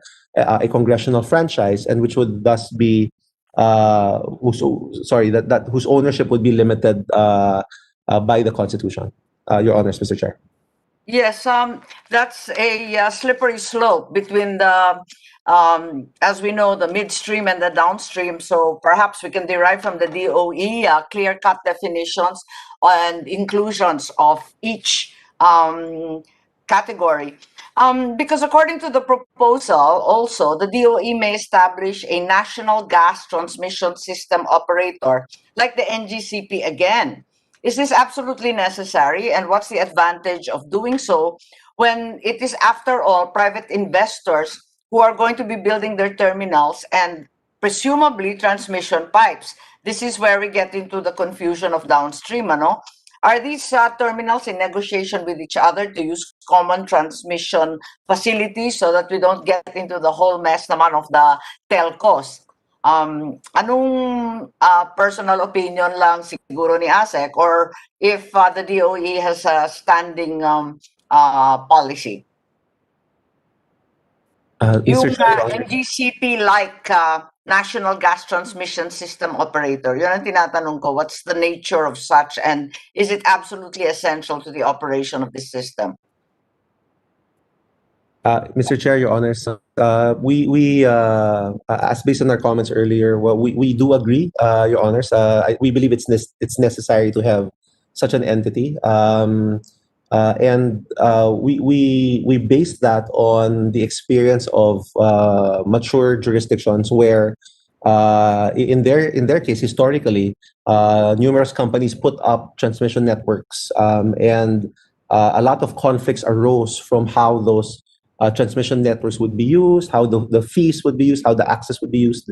And in order to avoid that, some independent entity would be necessary in order to oversee all of those commercial activities. And so we wholeheartedly agree with the proposal in the provisions in the bill, Your Honors, Mr. Chair. Yes, but in the end, aren't we going to be disempowered, given that these are all private investors after all, who are going to be building their own terminals? Hindi naman pag-aari ng gobyerno yan. It's a little bit like the telcos, given that we don't own the towers, the ICT has not invested in cables. Hindi naman natin pag-aari, so there's a limit to regulation. We agree, Your Honors, Mr. Chair, and that's why we're hoping that as earlier discussed by Senator Hontiveros to the Chair, as she earlier proposed, it would be very helpful to have some set of guiding principles and standards in choosing such an entity to ensure that that entity would be independent and that entity would not abuse its authority, Your Honors, Mr. Chair. Yes, I understand that, but my concern is the other end of the stick, which is that it would be a toothless tiger, in fact, and that regulation, in so many cases in the government, would be severely hampered. The other question was, what law will regulate the distribution of LNG to end users? Ibang topic na to, hindi na ito tungkol sa system, kundi may banggit kasi of motor vehicles in the bill. Are there existing legislation and safeguards to guarantee the public safety? Isn't it better to include the distribution as well in the bill to make it the EPIRA of natural gas, to make it one whole system, rather than, to some minds, artificially splitting up midstream and distribution? Your Honors, Mr. Chair, we agree completely with the statement of Senator Marcos, and that's one of the positions, Your Honors, Mr. Chair, of the Department of Energy, that we would like to take this opportunity to have the downstream sector included in the natural gas bill, if possible. As we explained earlier, Your Honors, it would be quite difficult, or we might find ourselves in a difficult situation if we separate the two. I know that there are advantages to separating the two, and those advantages were very, very well explained by our colleagues abroad. But considering the Philippine context, Your Honors, Mr. Chair, the DOE believes that it might be better to have a single bill that already addresses both the concerns of the midstream and the downstream sectors. Yes, how will we avoid the constitutional violations involved in the definition of public utility regarding transmission and distribution? Yan ang problema, no? Yes, Your Honors, Mr. Chair, and that's why we propose amending certain provisions of the bill as drafted, because unless the Public Service Act is amended, we believe transmission should be considered a utility. In which case, if it's considered as a utility, it shouldn't have third-party access, or it should not be subject to own use. Yes, maybe, Mr. Chair, maybe you have inside information when Senator Grace will hear the public utility bills, kasi alam ko na binanggit niya na priority niya yan this year, di ba? I think so. It's also priority measure of the executive in the light of COVID, because this is one of those bills that is aimed to attract more foreign investors, and also to clarify which are public utilities and which are public services companies. Yes, that's correct. That would be a very, very important distinction. And also, how will the restricted third-party access setup be work? Will it be through bilateral contracts, or are we going to be like the electrical, the power market again, with a spot market like the WESM? What's the plan of the DOE?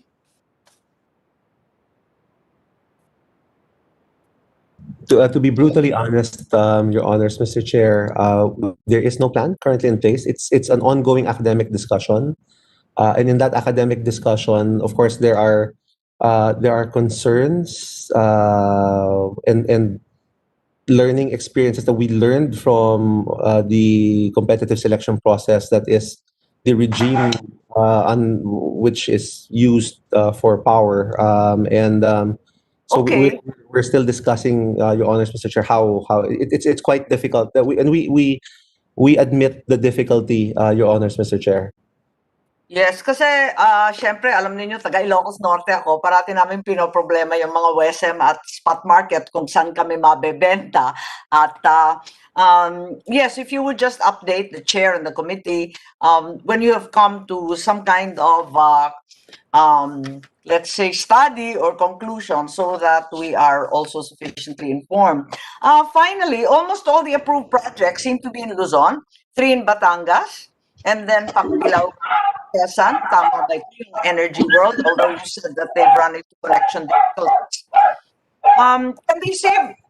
Can they serve areas in the Visayas and Mindanao, given their situation of being power poor at the moment? Is there commercial interest to put LNG terminals in Vismin, given that a significant portion of committed and indicative power plants are coal power plants? Can we transition to LNG in the meantime, given the competitive price of electricity generated by LNG?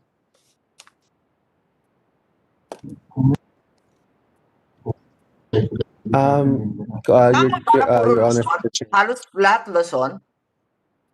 Yes, Your Honors, Mr. Chair, and that's because of the existing anchor market. The existing anchor market, Your Honors, Mr. Chair, are the power plants which are all located in Batangas. However, there have been companies that have come to the Department of Energy and have already expressed interest in putting up LNG terminals in Visayas and Mindanao, as well as there are companies that have talked to the Department of Energy who are exploring the possibility of using ISO containers and smaller ships and smaller tanks to distribute LNG all over the country. Your Honors, Mr. Chair.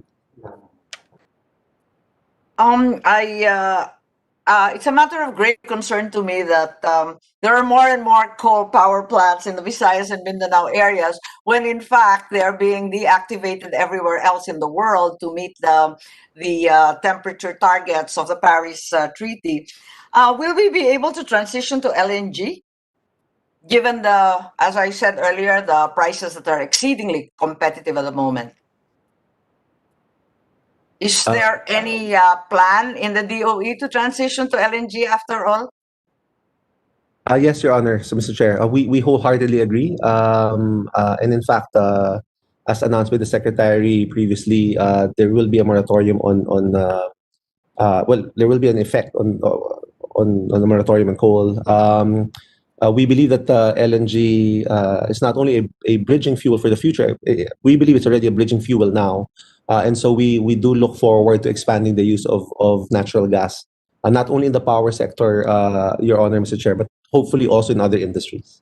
Yes, ASEC, you are aware that there are many energy activists who said that DOE pays lip service to coal reduction and does not actually do the same. But having said that, please disprove me. And with that, I end my interpellation. Many thanks to our chair and, of course, to my good colleague, Senator Risa. Thank you. Thank you, Senator Aimee. And on the topic earlier, you mentioned on the TPA, under the law, it contemplated that the on the terminal side, the private proponents can undertake their own methodology on competitive selection, meaning they can come up with their own process, looking for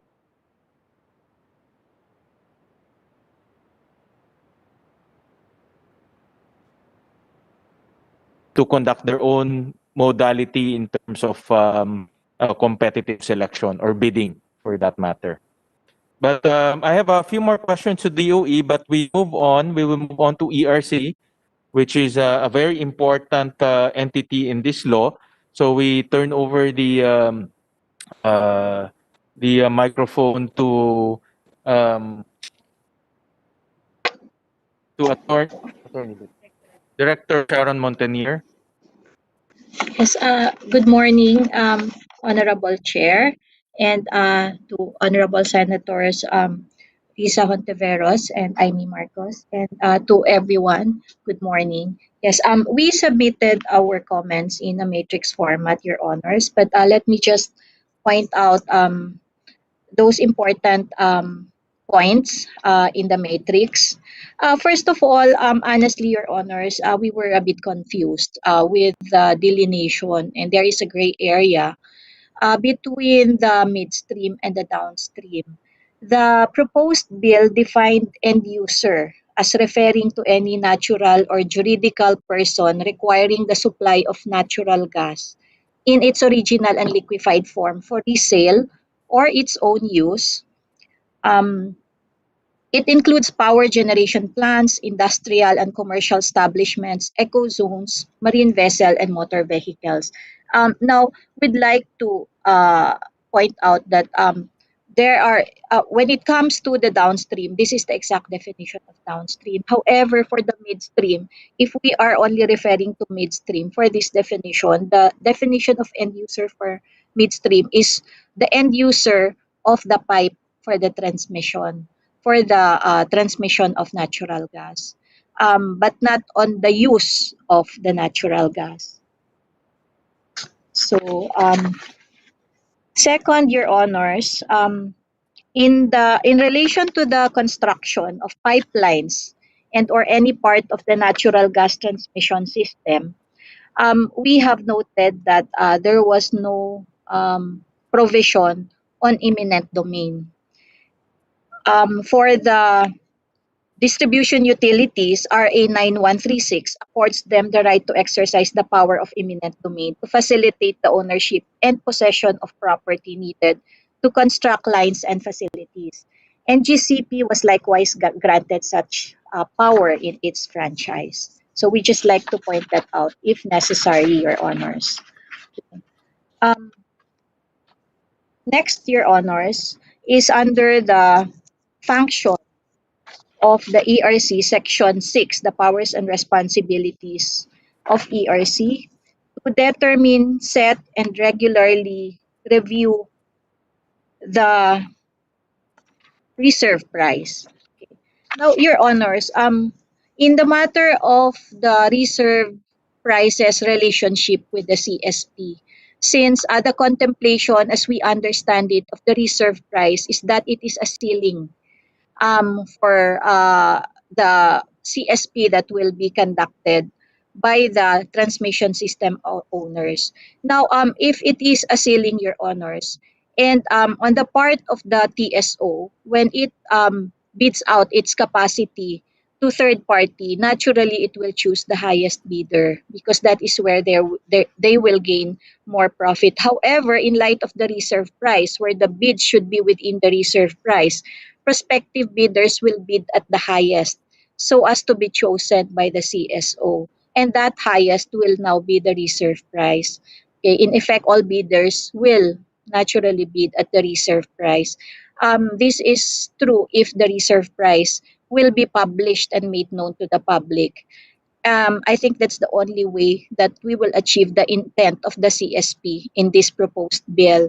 However, the only way that we will get the intent in this bill of the CSP is if the reserve price is undisclosed. However, the ERC could not do so since rate setting mandate of ERC should be transparent and requires public consultation as well as hearings. So that's our issue on the reserve price, Your Honor. And we also would like to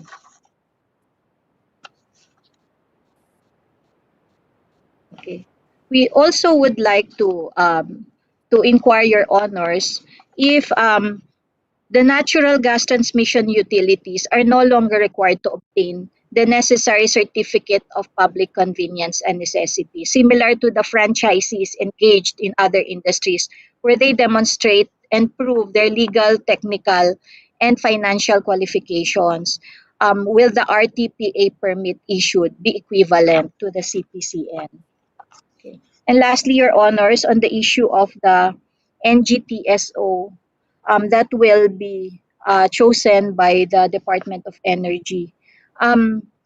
First of all, Your Honors, we believe that there should be conditions for the interconnection. And also, we'd like to inquire as to who will undertake the interconnection. Will it be at the cost of the government? And lastly, on the NGTSO, Your Honors, the transmission systems owned and operated by the individual NGTUs will it now be operated by the NGTSO, or is it just the interconnection points that will be operated and managed by the NGTSO? Those are the important points, Your Honor, but the rest we have already submitted for consideration of the committee, Your Honors. Thank you. Thank you. Thank you, Senator Sharon. Any questions from Senator Risa or Senator Marcos to ERC?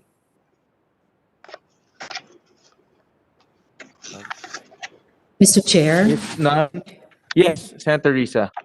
Thank you, Mr. Chair. Just one clarificatory question to Ma'am Sharon.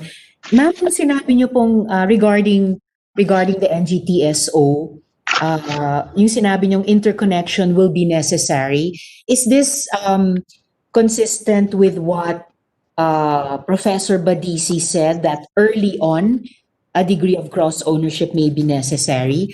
So is it also in the early stage that the ERC believes interconnection will be necessary, or does the Commission see this as for the long term? So regarding the NGTSO and the issue of cross ownership, ma'am.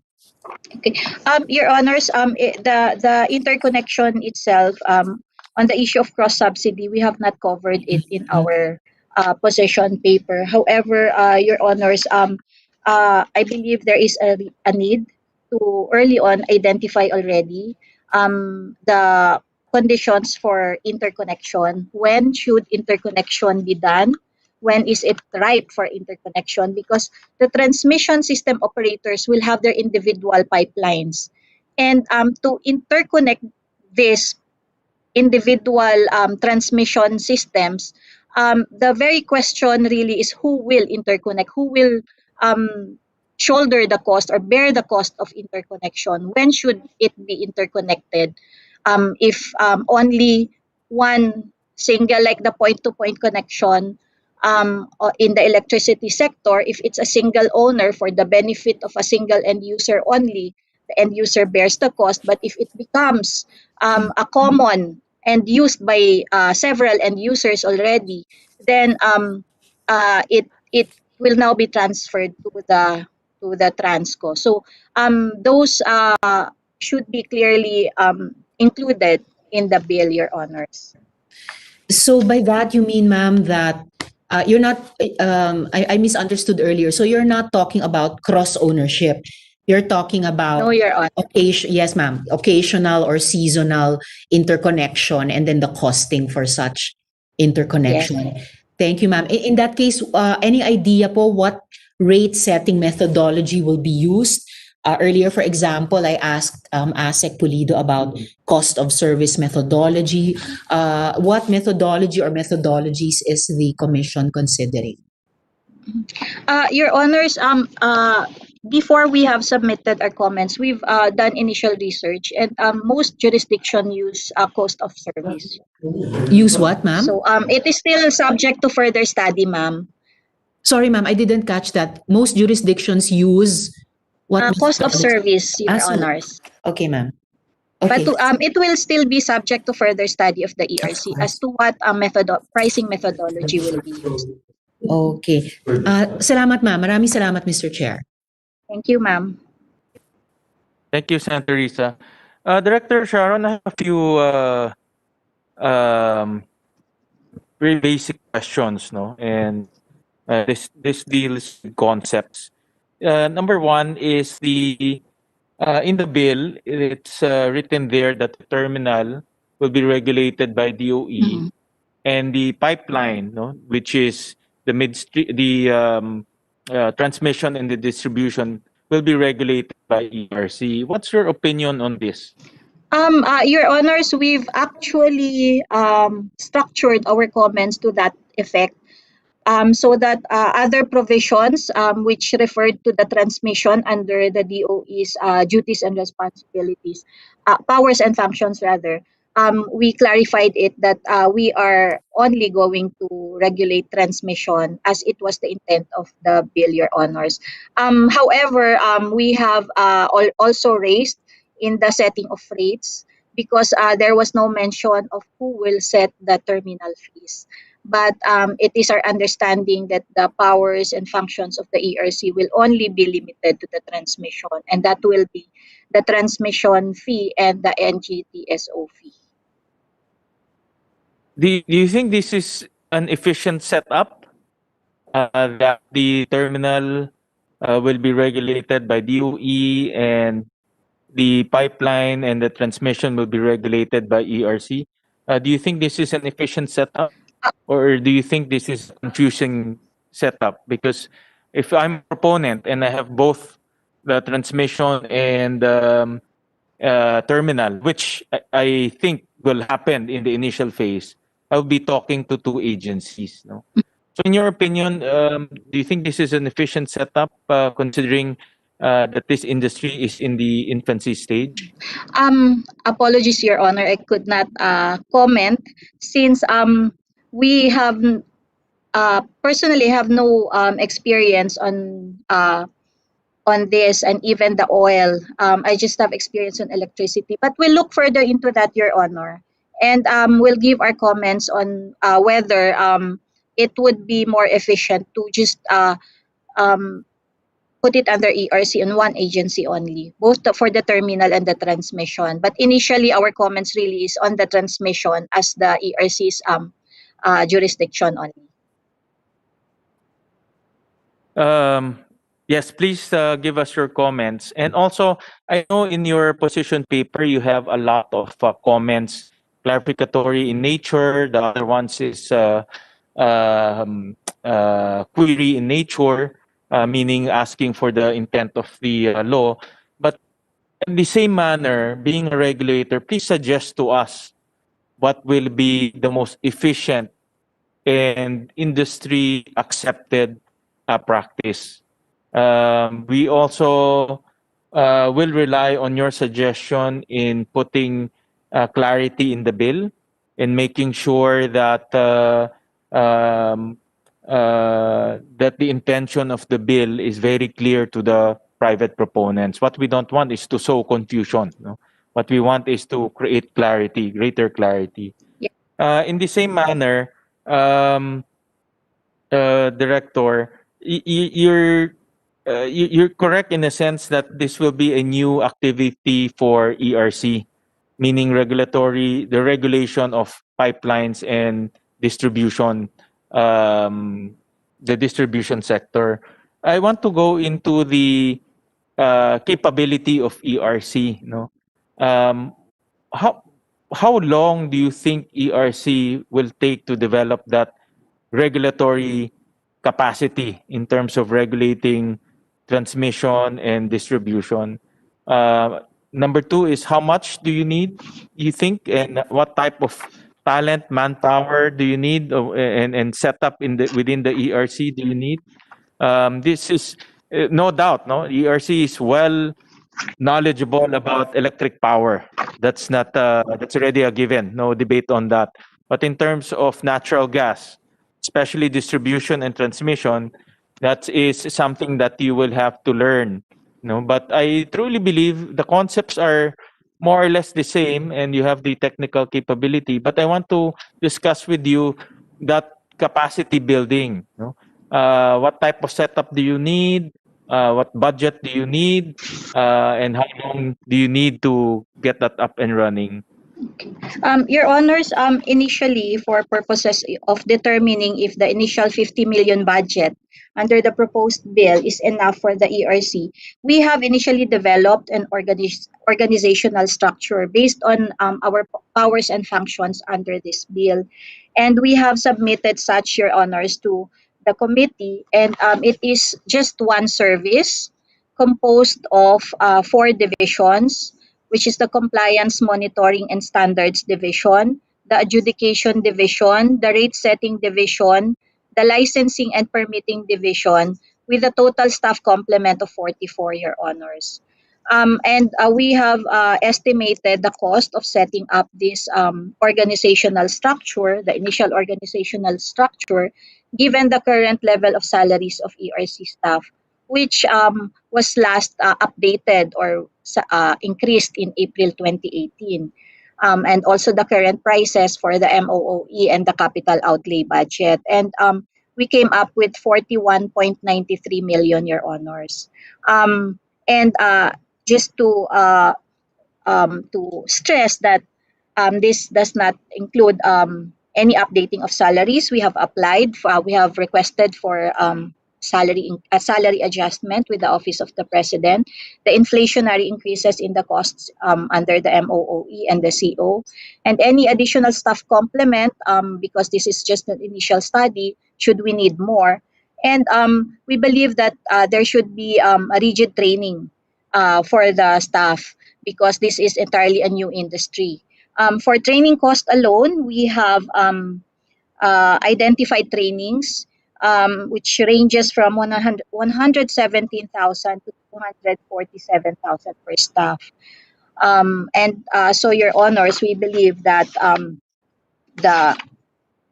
for all the 44 staff complement initially identified, the total training cost will be about 7 million. And this is only for one training per staff. We believe that per staff should be more than one training. So in line with this, Your Honor, the initial cost identified of 50 million might not be enough. And we actually propose for an initial budget allocation of 70 million. Now, on your question, Your Honors, on how long do we need to set it up? How long do we need our staff to be capacitated? Just for setting up of the organizational structure, Your Honors, and to get the approval of the org structure with the government agencies concerned will take about a year. Based on our experience for reorganization, Your Honors. And only after that can we undergo trainings of our staff and the capacity building. And the setting up of processes and procedure would take probably another year, Your Honors. That is just an estimate. But we can, as to the how the period of setting up and capacity building, we will submit a more detailed plan, Your Honors, on this. Thank you, Senior Director. Yes, please submit to us that those details, no, as to capacity building and the setting up of the new office. If indeed we need to set up a new office, we need those details, especially the budget allocation in the initial phase and also in the medium term.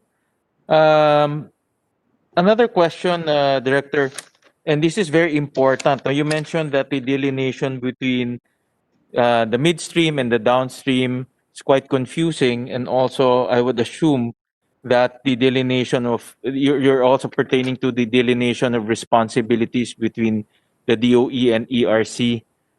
This is very important, no, because bulk of the bill is dedicated to identifying the responsibilities of DOE and identifying the responsibilities of ERC.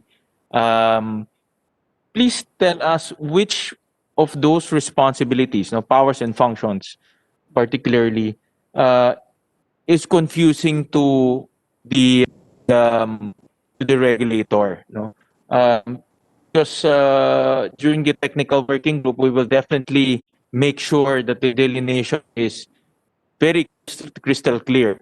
We don't want an overlap. Again, drawing from our experience from the electric power industry, there were some overlaps and some confusing um, activities in the past. But what we want in this law is to clearly delineate the powers and function between ERC and DOE. So can you point to us which are your opening statement? There were some confusing. Pinpoint to us which are those confusing parts. Your Honors, in the confusion between the downstream and the midstream, it was really on the definition of the end user. If we are concentrating only on midstream, which is this bill, then the end user is the end user of the transmission system, the one requiring the services of the transmission system owners, not the end user of the natural gas. That was the confusion, Your Honors. But as to the delineation of the function of the DOE and ERC, it's clear with us that terminal is with DOE and transmission is with ERC. Well, subject to further study of whether should the terminal owner be also the transmission system owner, and in the spirit of streamlining procedures and to simplify the permitting procedures for these owners to just go to one agency. Subject to that, Your Honors, we're clear of the delineation between terminal and the transmission. What's not clear with us is the terminal fee. Who will set the terminal fee? Will it be DOE, since terminal is under the powers and functions of the DOE? What is clear with us is that we will be setting the reserve price and the SO fee. The reason why we left the terminal to DOE because the terminal is not a public utility. It's deregulated in nature, meaning the proponents can charge whatever they want. What is being regulated by the DOE is the third party or the excess capacity, making sure that excess capacity is not being withheld and offered to the market. But as to the terminal fee, it's deregulated in nature, so they can charge whatever they want. But with the pipelines, meaning the terminal, the transmission, and the distribution, that is the public utility. Therefore, it should be within the ambit of ERC. So that is where the delineation. But it's good to hear that the powers and functions are quite clear to you in terms of delineation. But please review it again. It's a core aspect of the bill, and we want to make sure that the powers and function between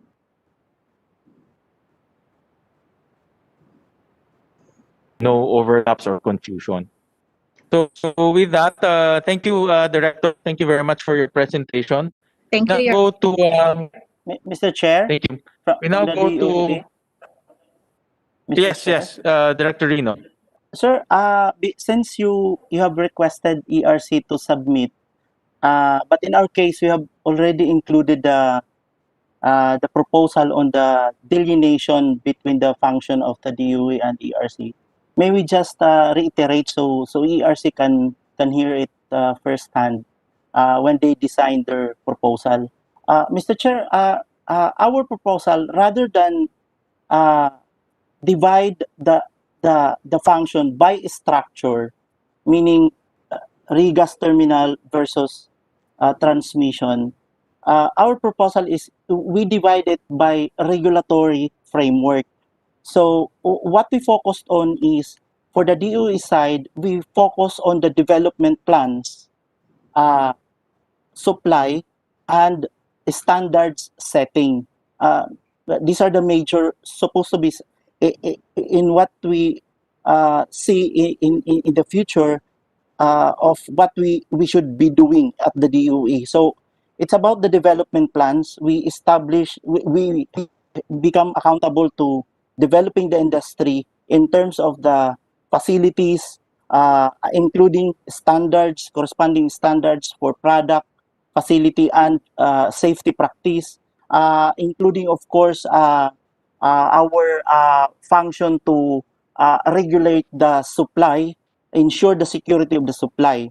Now, the way we think about ERC in relation to these facilities is that they should be focusing on the commercial part, uh, thus affecting the commercial effect on how the parties transact with each other. So therefore, what we propose is that they will be handling the TPA code, implementation of the TPA code, third-party access, because these are really in essence commercial transaction codes, and the utility for the natural gas transmission, the utility service fee setting and gas delivery code.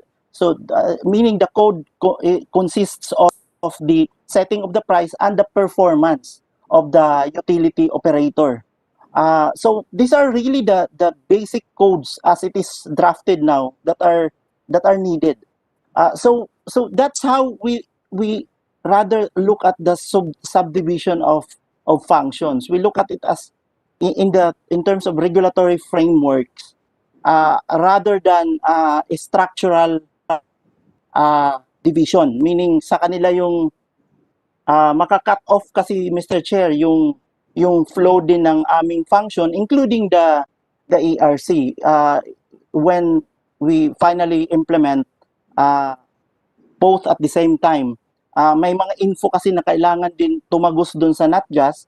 At the same time, ERC, we're anticipating na may hihingin din silang mga data to the regas terminal. So what we did is handle ng ERC ang TPA code, which is our commercial in nature, including that utility code for the transmission, and later on the distribution code.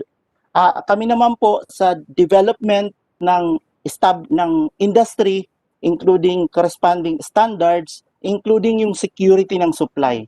So that's how we clearly delineated more or less the functions between the two major agencies involved in this regulation.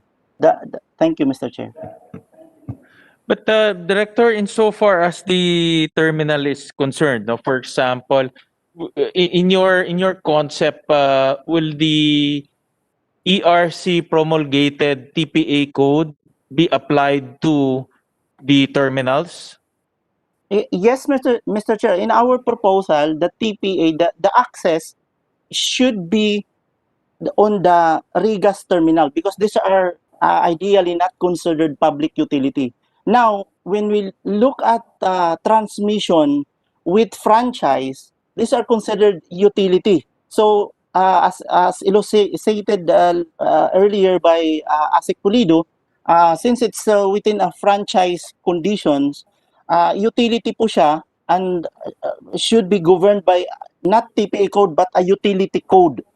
Doon naman po, sir, if you mind asking later on, what happens if one would like to have a pipeline which is not considered as utility? Ang tawag na lang po natin doon ay dedicated pipelines. So we don't consider them as transmission or distribution, but they should be considered as dedicated pipelines. And these are not governed by the utility code, but rather TPA code. So kasama po sa TPA dapat ang regasification terminal, including ancillary facilities and dedicated pipelines, because these are not designed to be availed of by the general public. So yun ang ina-avoid kasi natin, sir, na ang sabi nga kanina, there will be later on baka prioritization conflict pag pinaghalo natin. So ang transmission line, pag mayroong on-use dyan at may TPA dyan, baka magkaroon na ng prioritization crisis rather than just focusing on the aspect of really implementing a uniform rules to all public users. So yun po yung, that's how we look at it, that the TPA code. Director, but who will now regulate the third-party access of the terminals? Mr. Chair, to the operation as earlier stated, development and operation ng terminal, including the security of supply, dapat DOE. But the commercial transactions, because we are also protecting the commercial side of both, hindi lang po yung user, but also the operator. Kasi pwede pong malugi din si operator pag hindi maayos si user. So this will be, the commercial side should be governed by the code. Ito naman po ang ibibigay natin kay ERC. EIC will have jurisdiction on the third-party access of the terminals, meaning Yes. determining excess capacity, Yes. The monitoring, commercial side, supervising the methodology of competitive selection. Yes, sir. Including, sir, the rate setting and the performance evaluation. Kasi baka hindi po na maayos yung pag-perform ng TPA service provider, which is the terminal operator, or even also the end user na gumagamit. Kasi malulugi po kasi in the end. Pag hindi itong dalawa disiplinado, malulugi po ang industry in the end. Sige. Director, we'll study your proposal, definitely, because our concept is, since the terminal is a non-public utility and it's deregulated, meaning there should be no government regulation in terms of the fees that they will be charging. The government will only regulate and monitor insofar as third-party access is concerned, making sure that excess capacity is being offered. So it's a different concept what we have in mind, but we will discuss that further in the technical working group as to which concept Yes, Mr. Chair. which concept will be more efficient. And I think we will hear later on, we'll hear from First Gen their comments on those concepts, because we also want to make it easy, clear, and stable for our private proponents, no? Because at the end, they will be the one putting in the money and talking to the government. So we will hear their comments on that. Mr. Senator Chair, Marcos? Mr. Chair, on the last point of Go ahead. ERC, sino pong magre-regulate ng price? Pasok po yun, that's included in the TPA code and the utility code, and it should be ERC. Now, your point on why we do not want to set price for the TPA, for the own use, sir, we agree we do not set the price because that's really own use. But on the TPA, in our discussions with other jurisdictions, we always notice the comment that TPA users are seen as competitor of the Rigas terminal. So hence, if instead of creating the situation where the Rigas terminal treat the TPA as their own end user and discouraging them to be really a TPA, independent TPA user, we should try to regulate them, including the price. May tendency po kasi ang Rigas terminal na, of course, i-maximize yung negosyo niya to treat everyone as their customers. So mawawala po later on kasi yung independency to be a TPA user. The TPA user kasi, sir, gagamit lang ko kasi doon sa terminal eh.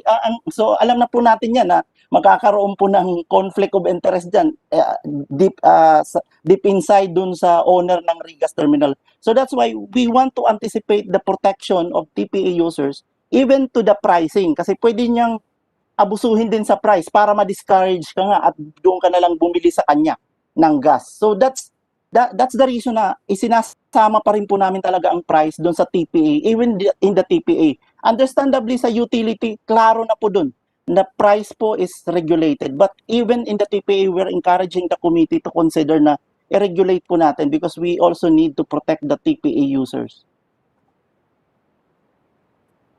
Well, that's again the different concept that we need to study because in my view, as long as the proponent opens it, the excess capacity, opens it to the market, and there is some form of competitive selection, meaning there are tender offers, there's bidding process, that should be enough.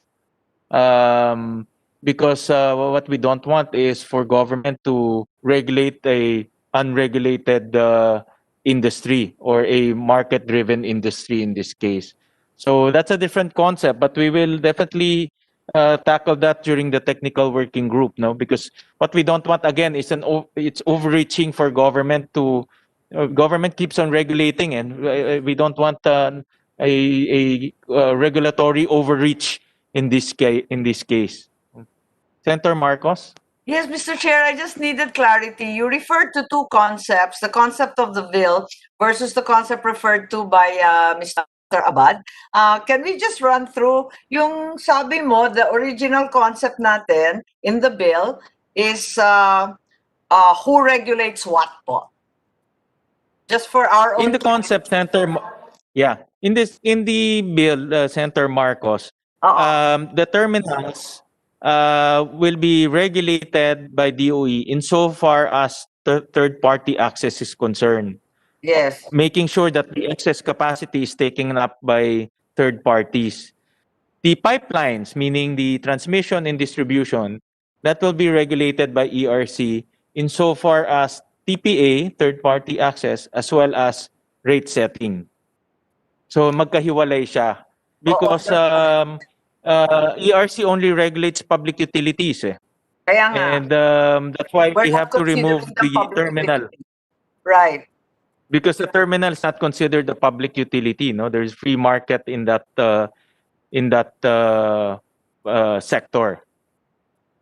I see. But the suggestion of DOE is very, very different. But there's merit looking at that, no? Because definitely at the end they'll be executing this law. So we also need to hear them out in relation to this bill. Ng DOE, hayaan sa ERC, no? Up even the terminal. Is that correct? Correct. In the DOE proposal, the terminal will be left to the ERC, but adding also some form of rate setting. Rate setting as well as what they now call, instead of transmission, what they're now calling the dedicated pipelines na lang kasi there's no public access naman daw. Correct. Tama. Kaya nga. Okay, sorry for clarification lang kasi like you said, it's a completely different concept now that we're working on and we need to mesh them together because at the end of the day, the implementer needs to be able to enforce the law. Thank you po. Thank you, Senator Marcos. Well, we have First Gen here, which is the first and the most active proponent of natural gas, so we can hear them out. So we call on First Gen and to discuss their comments on the bill as well as the conversations earlier. So we call on Mr. Jerome Kenglet. Good morning, Mr. Chairman. I hope I'm being heard properly.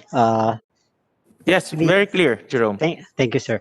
Mr. Chairman. So, firstly, we're very grateful for this opportunity to participate in the crafting of this framework that hopefully will move forward and govern the Philippine natural gas industry. So we've consistently demonstrated our commitment as an investor to the development of the natural gas industry. We support the committee's objective of enhancing the country's energy security in a manner that's environmentally responsible. And given the pandemic situation that has rendered most of the world's economies reeling and in need of recovery, this might yet be, a significant solution for the country in terms of promoting and developing economic activity with the development of the natural gas industry. We've submitted our written comments, and if you would allow me, Mr. Chairman, I can read some of them, um, and maybe just highlight some of the key portions and relate them to the comments that have been raised in the earlier discussions with the representatives from the DOE and the ERC. Yes, Jerome, just read the most salient points of your position paper and then please comment on the discussions earlier. Thank you, Mr. Chair. So firstly, Mr. Chair, we note that we have submitted in June of last year our proposed incentives or industry stimuli, which have not been reflected in the draft bill. So we're hoping that the committee and the Senate would reconsider and take these proposed incentives in consideration, which we strongly believe would really stimulate the development of the industry.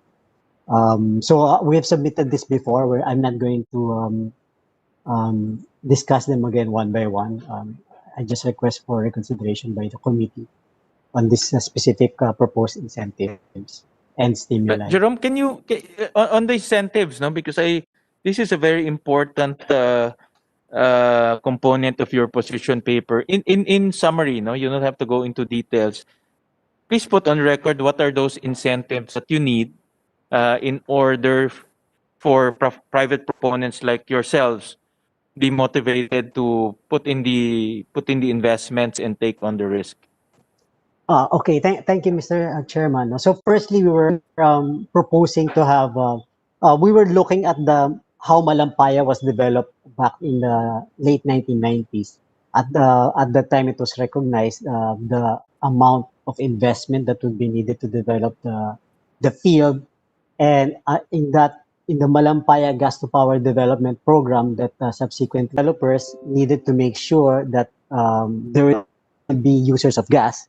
The users of gas under the Malampaya gas to power program were the power plants, and the power plants were what was put in place was offtake agreements that ensured that the power plants would be able to sell the electricity so that they can in turn meet the commitments required of them for the Malampaya development. So in a similar sense, that's what we are requesting, that if it's the bill could include a provision that would allow securing long-term power supply agreements for power plant off-takers to underpin the terminal's offtake. This would ensure project viability and would entice development of off-takers for the LNG terminal. We were also proposing to have for the bill to stipulate a fuel mix standard or a portfolio standard. And again, this is to help secure opportunities for natural gas investments. As seen in other jurisdictions, they have fuel mix policies that set targets for amounts of natural gas that will have to be in the energy space, in the industry. We were also proposing taxation and tax-related incentives. Hopefully that gas will be minimally taxed, similar to its competing other energy sources in the Philippines, to ensure competitiveness of natural gas.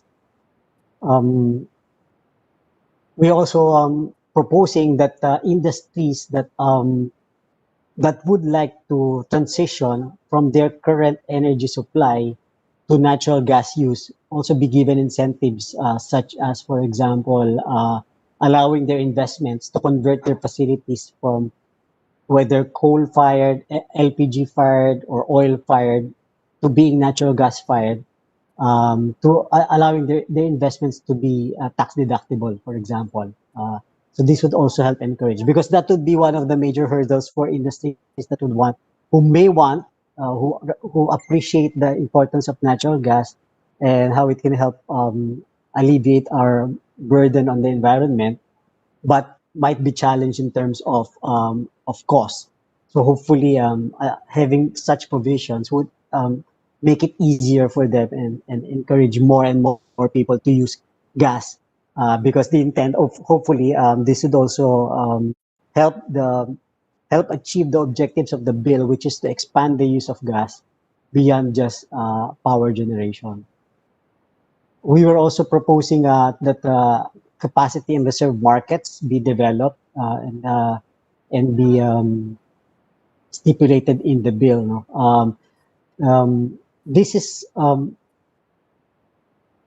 common. This is used in for promoting the development of flexible and reliable assets such as a natural gas infrastructure in the UK, France, in the US. No? What this does is that rather than just auctioning electricity output, what is going to be auctioned would be reserve, you know, because this would be in line with, very much in line with the need to have flexible assets like natural gas facilities that would help stabilize the grid, for example, as more and more REs, as more and more renewable energy come into the grid. Just to explain, the more intermittent renewable energy we have, the more it is likely, or the more susceptible the grid is to fluctuations of energy, of electricity production. So solar plants would stop producing electricity when there's cloud cover or at night. Wind plants would stop producing electricity when the wind dies down for whether a minute or 2 hours or what have you. So that's when we need flexible capacities like gas plants to be able to supplement, either add electricity as quickly as possible or reduce the output of the plants to make sure that the grid stability is not affected by the fluctuations in production of electricity of intermittent renewable energy. So if we have a market that would auction capacities that are needed to supplement RE, then it would also enable promotion of the development of flexible natural gas infrastructure. And then lastly, among those that we listed, we were also emphasizing that developing natural gas industry will involve shipment and travel between ports. No?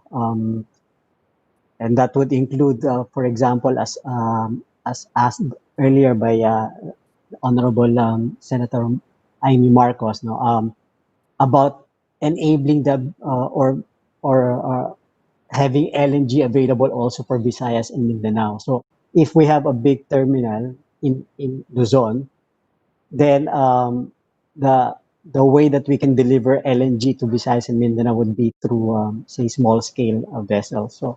So including incentives for traveling between ports would be very helpful to guide and spur the industry.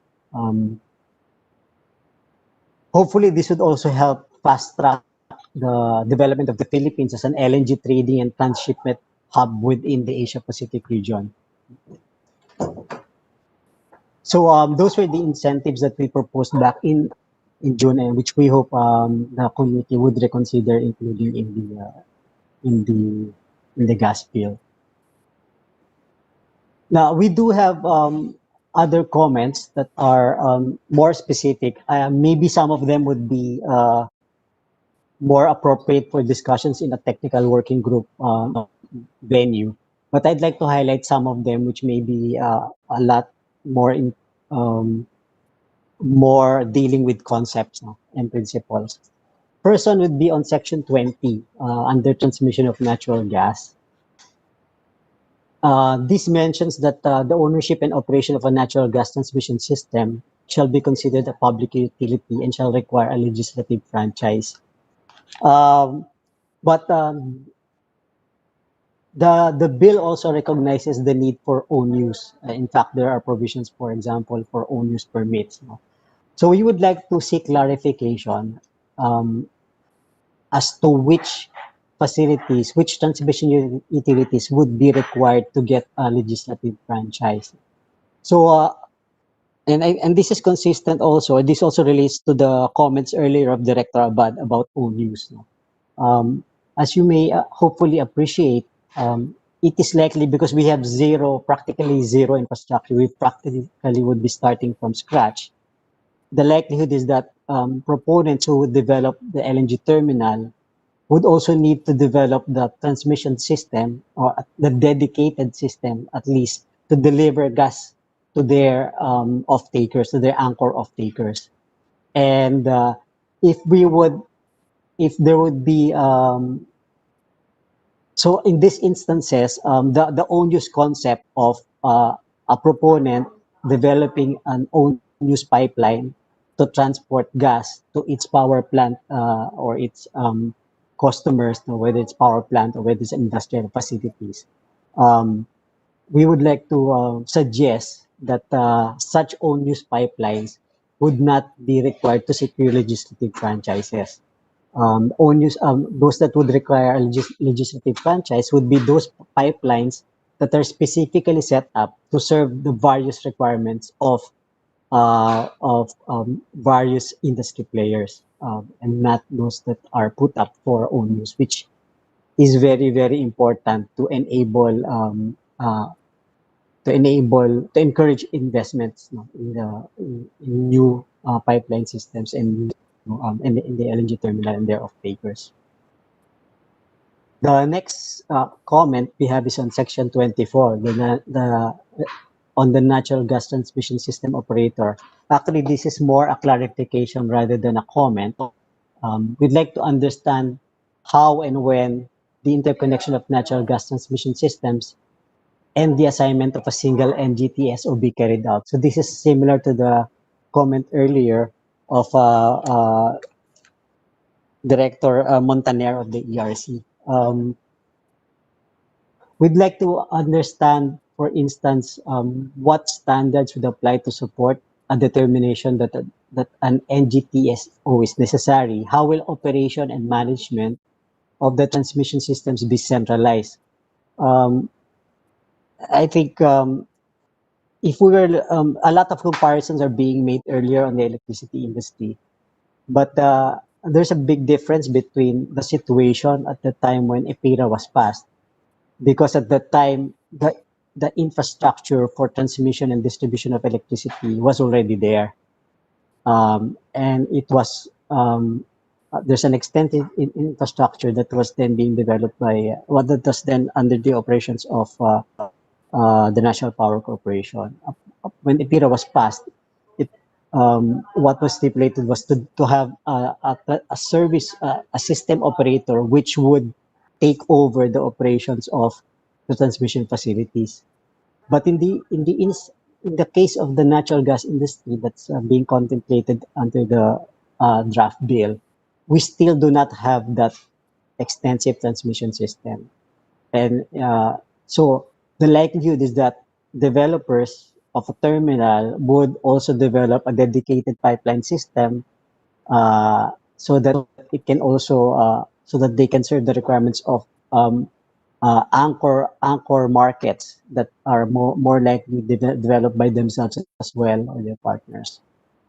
So it's not clear to us as to okay how is this concept of a natural gas transmission system operator going to be implemented for these brand new facilities that are set up, and most likely most of which would be for dedicated use. I think the others are more like clarifications. For example, under sections and powers of the DOE, powers and responsibilities of the DOE, there's mention of all contracts entered into, including natural gas sales purchase agreements, and regular reports on actions and activities related to these contracts be submitted. We respectfully request, and there have been lots of discussion on this. We respectfully request that confidentiality of information be considered, be taken into consideration. We think that our position is that disclosing confidential information could dampen the competitive nature of the gas supply sector, and it may send a signal to investors that on top of being regulated, on top of regulating behavior, the framework regulates the operational activities of firms as well. Section 6, on Section 6, powers and responsibilities of the ERC, it discusses, again, as mentioned earlier by, also referred to earlier by Director Montaner, no? It made reference to determining, setting, and regularly reviewing a reserve price for natural gas transmission fee. So we just wish to request further information on how this reserve price is to be determined, if only to understand that such pricing mechanism will further the development of the natural gas industry into a thriving and mature sector. Some clarifications include, for example, aligning or maybe clarifying potential confusion on how a duly authorized LNG terminal and authorized lorries under Section 15 and Section 19, how they're granting these authorizations relate to the permitting processes provided in Section 30 under permits and licenses. We also would like to clarify under Section 27 on prohibited acts, which states that LNG terminals are prohibited from assigning or transferring the interest of any permits issued without a written approval from the DOE. We'd like to understand the rationale for this provision. We understand that this is in place where the regulated entities are enjoying the privilege of being allowed by the state to explore, develop, and utilize indigenous natural gas energy sources. So, similar to, for example, the service contracts for exploration activities. The state's interest, therefore, in situations wherein the regulated entity effectively assigns the privilege granted by the state is manifest in these instances. No? The circumstances, however, with respect to the terminal are not the same. So we'd like to understand the rationale for requiring this written approval from the DOE for transferring interest in an LNG terminal. We'd also like to request in terms of the transitory period, while the bill right now stipulates that the rights and obligations acquired under relevant laws and regulations issued prior to this act shall remain effective for 5 years on effectivity of this act. We'd like to suggest that the billing to the provision, recognizing the ongoing activities authorized under DOE Circular 2017-11-0012, which is the framework currently being used for related activities to the development of LNG terminals, that the validity of permits and authorizations under these authorizations issued under the said DOE circular be recognized within the time frame stipulated in the same, and not just be limited to 5 years from effectivity of the act.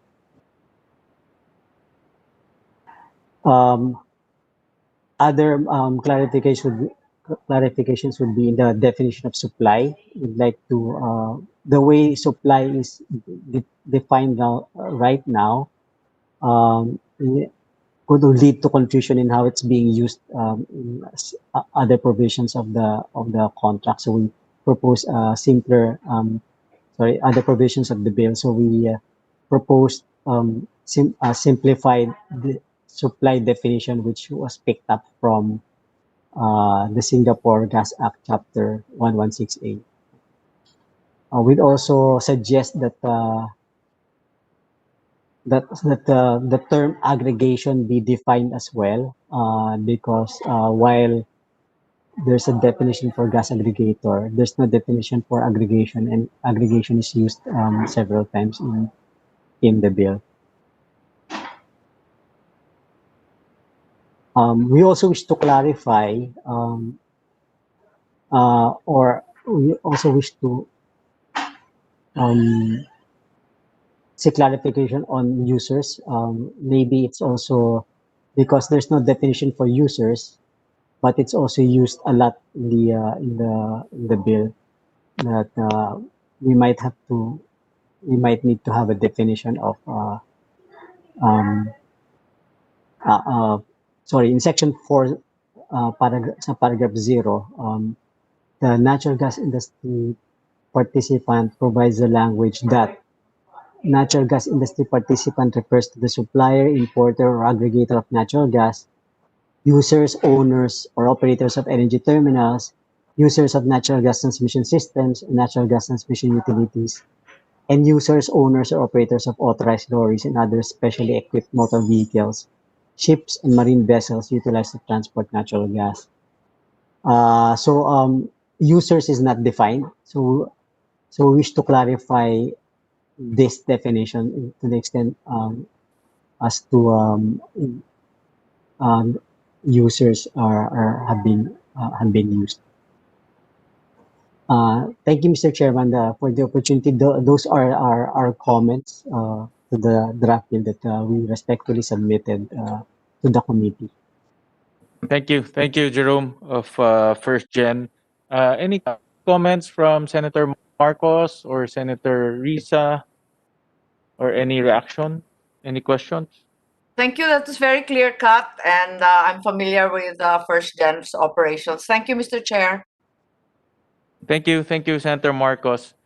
I have a question, Jerome, no, on the topic of powers and functions between ERC and DOE, and that was discussed earlier by Senator Marcos and I regarding the coverage of DOE's powers and functions versus ERC's powers and functions. Any comment on that? Because conceptually it's different, no, from what we have in the bill and what DOE is proposing. But from a proponent point of view, no, which we are trying to attract here in our bill, because we want a private sector driven development in this sector. What is your comment on that? Thank you, Mr. Chairman, for the question. With respect to how it is defined right now in the bill, we appreciate how it's defined right currently in the bill, and we appreciate and acknowledge what has been stated several times, that unlike the transmission system, which is regulated, the LNG terminal is not regulated, and therefore shouldn't really be under the regulatory responsibility of the ERC. Director Abad did make mention of their suggestion with respect to us different structure in terms of dividing the responsibilities of ERC and the DOE.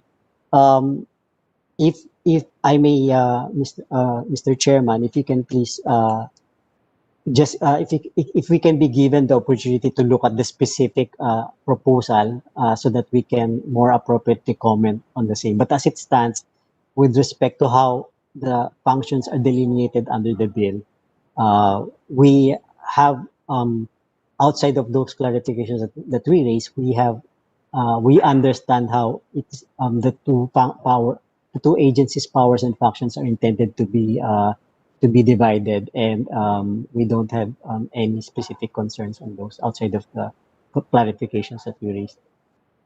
Okay, thank you, Jerome. Thank you for that comment. On another topic, no, which is the disclosures and mandatory reports.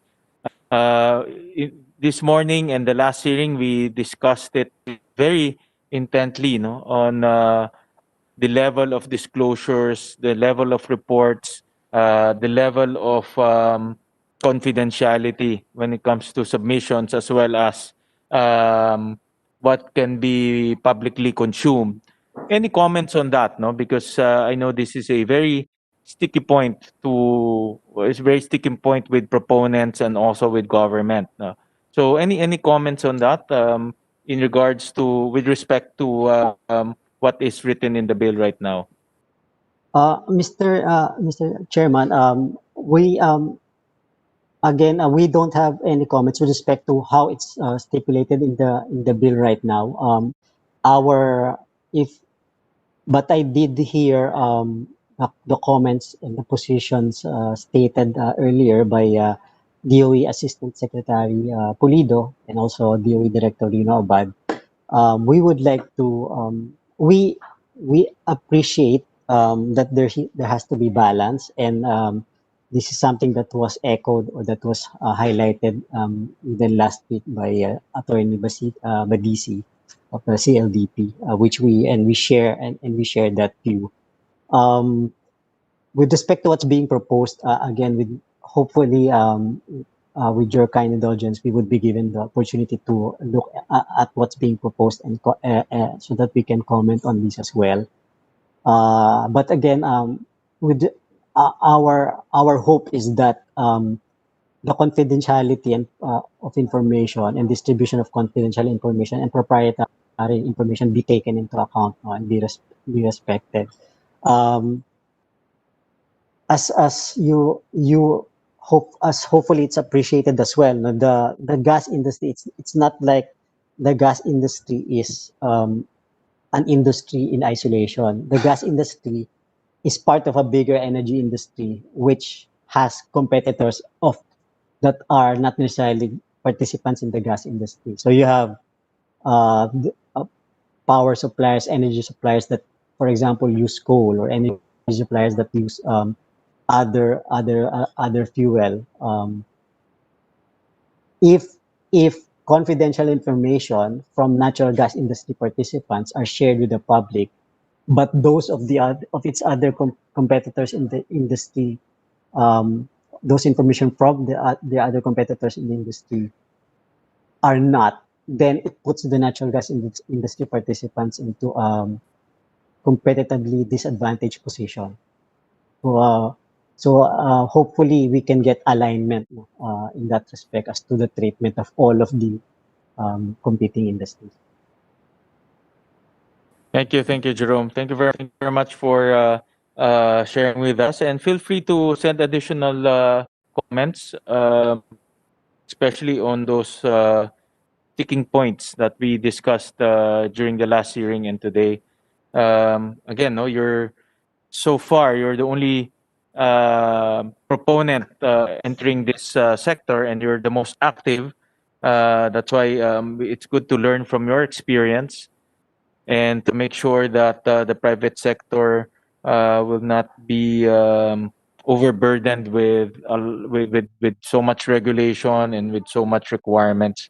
What we want is the private sector taking the lead in putting all of these components for a robust midstream natural gas sector. With that, we call on GPDP. Mr. Chair? Headed by... yes, Senator Risa. Sorry, Mr. Chair. May I just ask Mr. Kainglet a couple of questions? Yes, go ahead, please. Thank you, Mr. Chair. And magandang tanghali po, Mr. Kainglet. I'd just like to ask you, sir, what does First Gen consider confidential information, and what data can be given to government to allow it to regulate effectively? Magandang tanghali po, ma'am. Magandang tanghali po. Mr. Chair, no? I think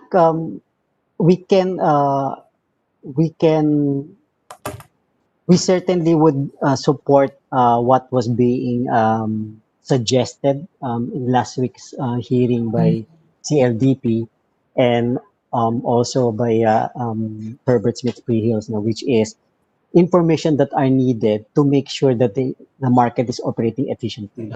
So, because there are provisions that in contracts, like for example, I mean, for sure, the provisions on say liquidated damages on penalties among parties, which are not necessarily relevant to ensuring that the market is operating efficiently. Those that would be relevant would probably be how your capacity is being used, the volumes that are under contract, so that which consistent with the experience that was shared to us by our international resource speakers, are also uploaded to a platform without needing to identify who specifically. No, so yeah, so you would have all the information that you need to be able to assess that. Okay, you have so much capacity in the infrastructure, and so much is being used. So therefore, there's this excess capacity that and this is the information we get from based on the information we get from that's uploaded. So there's still much capacity that can be made available. So I mean, to the extent that it can be it's for that purpose, and that without need to specifically name the companies, for example, and disclose the companies to the public. We certainly would be happy to work with the government so that the government can achieve its objective of ensuring effective market system. So like what Attorney Badisi said, Mr. Kainglet, about aggregate but scrub data, something like that. Yes, Mr. Chair. No, yes, ma'am. All right. And sir, what about price and rate data? For ma'am, for regulated entities, no, I think there are for transmission pipelines, for example, these are rates that are set by the ERC. Then clearly it should be available to the public. It can be available to the public. Of course, the question is with respect to the reserve price, how is that set? What's the objective of that? But with respect to the unregulated sectors, like for example, the LNG terminal rate, ultimately, the regulation is in the electricity price that can be passed on by the distribution utilities that are buying electricity from, for example, gas-fired plants. Ultimately, these are the ones that are regulated. And so under the EPIRA, we're deregulating the electricity, and there are contestable, we're trying to expand the ability of more and more contestable customers to directly contract for their own capacity. So if there are information about the supply chain of participant that's available to the public, but only for a particular sector, but the same information is not available from others, then it puts the gas industry in this instance at a disadvantage. Mm. And of course, we wouldn't want that, Mr. Kainglet, not this representation, not the committee. So I guess part of what we will strive for also is, well, from my point of view, a broader but equal regulation of different subsectors within the whole energy sector, not to the disadvantage of anyone, including the natural gas industry, as compared with other subsectors of the power industry. Last question, Mr. Kainglet, since you mentioned the pipelines, what is the projected demand for pipeline or transport services? If there's any projection you can make. Yes. What I can provide is the projected demand right now of the terminal. Right now, for the terminal itself, we're looking at between the demand, the capacity is usually measured in metric tons per annum. Mm-hmm. So with respect to the existing gas, what's already operating right now, we are looking at between 3 and 5 metric tons per annum of capacity. And if we go up to 5 metric tons per annum, that would even have extra capacity for additional infrastructure. But for a pipeline system, it depends because as I mentioned, what we would expect is that there would be dedicated pipelines that will be put up to spur the development of the industry, because power plant off-takers of, say, LNG terminal developers would need the gas to be delivered to their facilities. So there would be specific capacities depending on how much the power plant capacity is. So it would differ, Mr. Chair, no? It would differ on the capacity at the other end, at the receiving end of the pipeline system.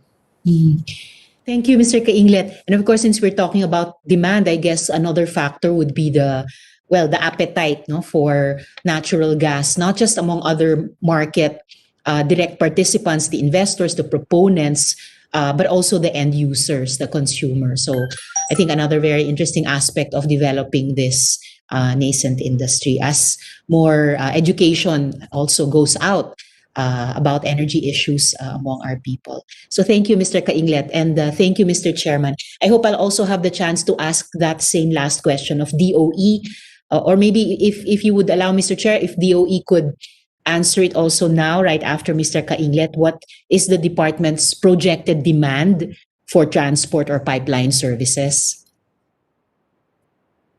Sec Pulido, please reply to the query. Thank you, Mr. Chair. Mr. Chair, Your Honor, thank you. For transport and pipeline services, Mr. Chair, Your Honor, that currently we're still studying what would be the projected demand.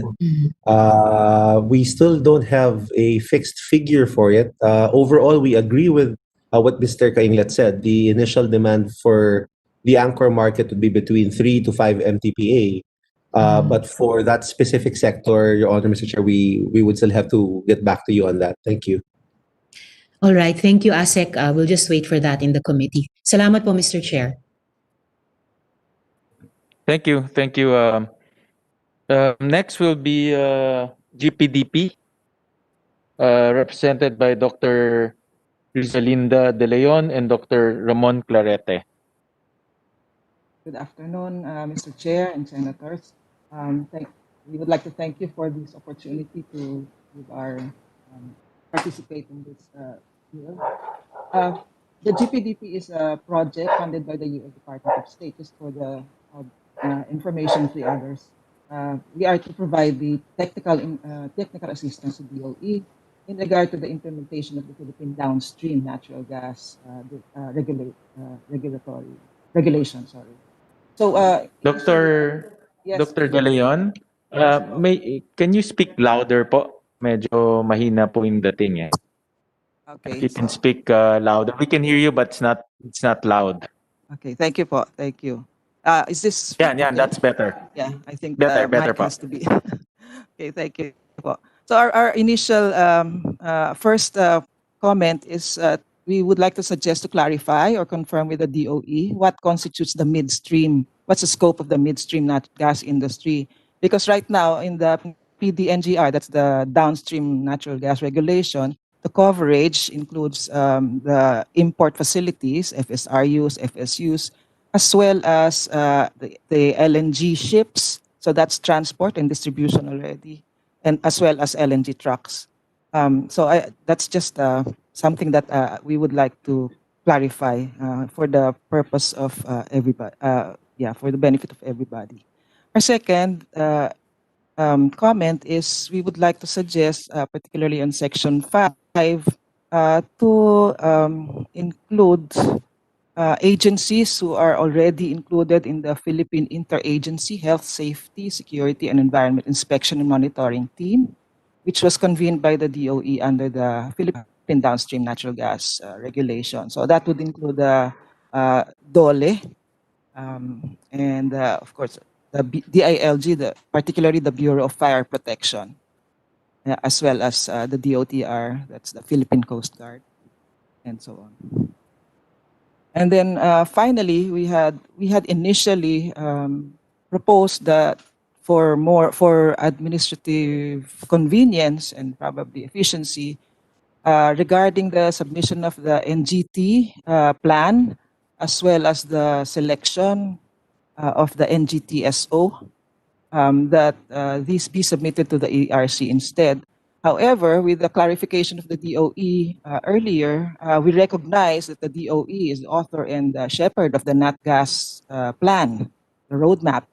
So I believe that the NGT plan, that's the Natural Gas Transmission Plan, should be also submitted to the DOE, because this is to ensure that the natural gas roadmap is followed. But regarding the NGTSO, the selection of the NGTSO, I think the ERC can take that on for administrative efficiency. I think that's all. We would like to communicate that we support this bill, and we also support the DOE stand that we expand the bill to include the downstream industry, considering the state of the industry right now. Thank you very much, Mr. Chair. Dr. De Leon, I have a question. No? Actually, you mentioned earlier the support to the downstream. In your opinion, why should we put the downstream in the bill? Because some of our resource persons think otherwise, no? Because of the nature of the business as well as the objectives, no? So, in your opinion, coming from an independent research group, why do we need to put the downstream in the bill? Well, mainly because we are wanting to develop the market as well. So I think if that is the case, then we need to also put in the regulations that are needed for that. And then, Dr. Rizalinda, in terms of I asked this earlier to some of our resource persons, in terms of powers and functions between the two agencies, no? And I said earlier that the bill talked about the powers and functions of DOE and ERC. Do you have any comment? Is it clear from your point of view and from your research the powers and functions, and will it enable and develop the industry at the same time, not overburden the private proponents? I believe it's well, we support the stand of DOE regarding the delineation between DOE and ERC.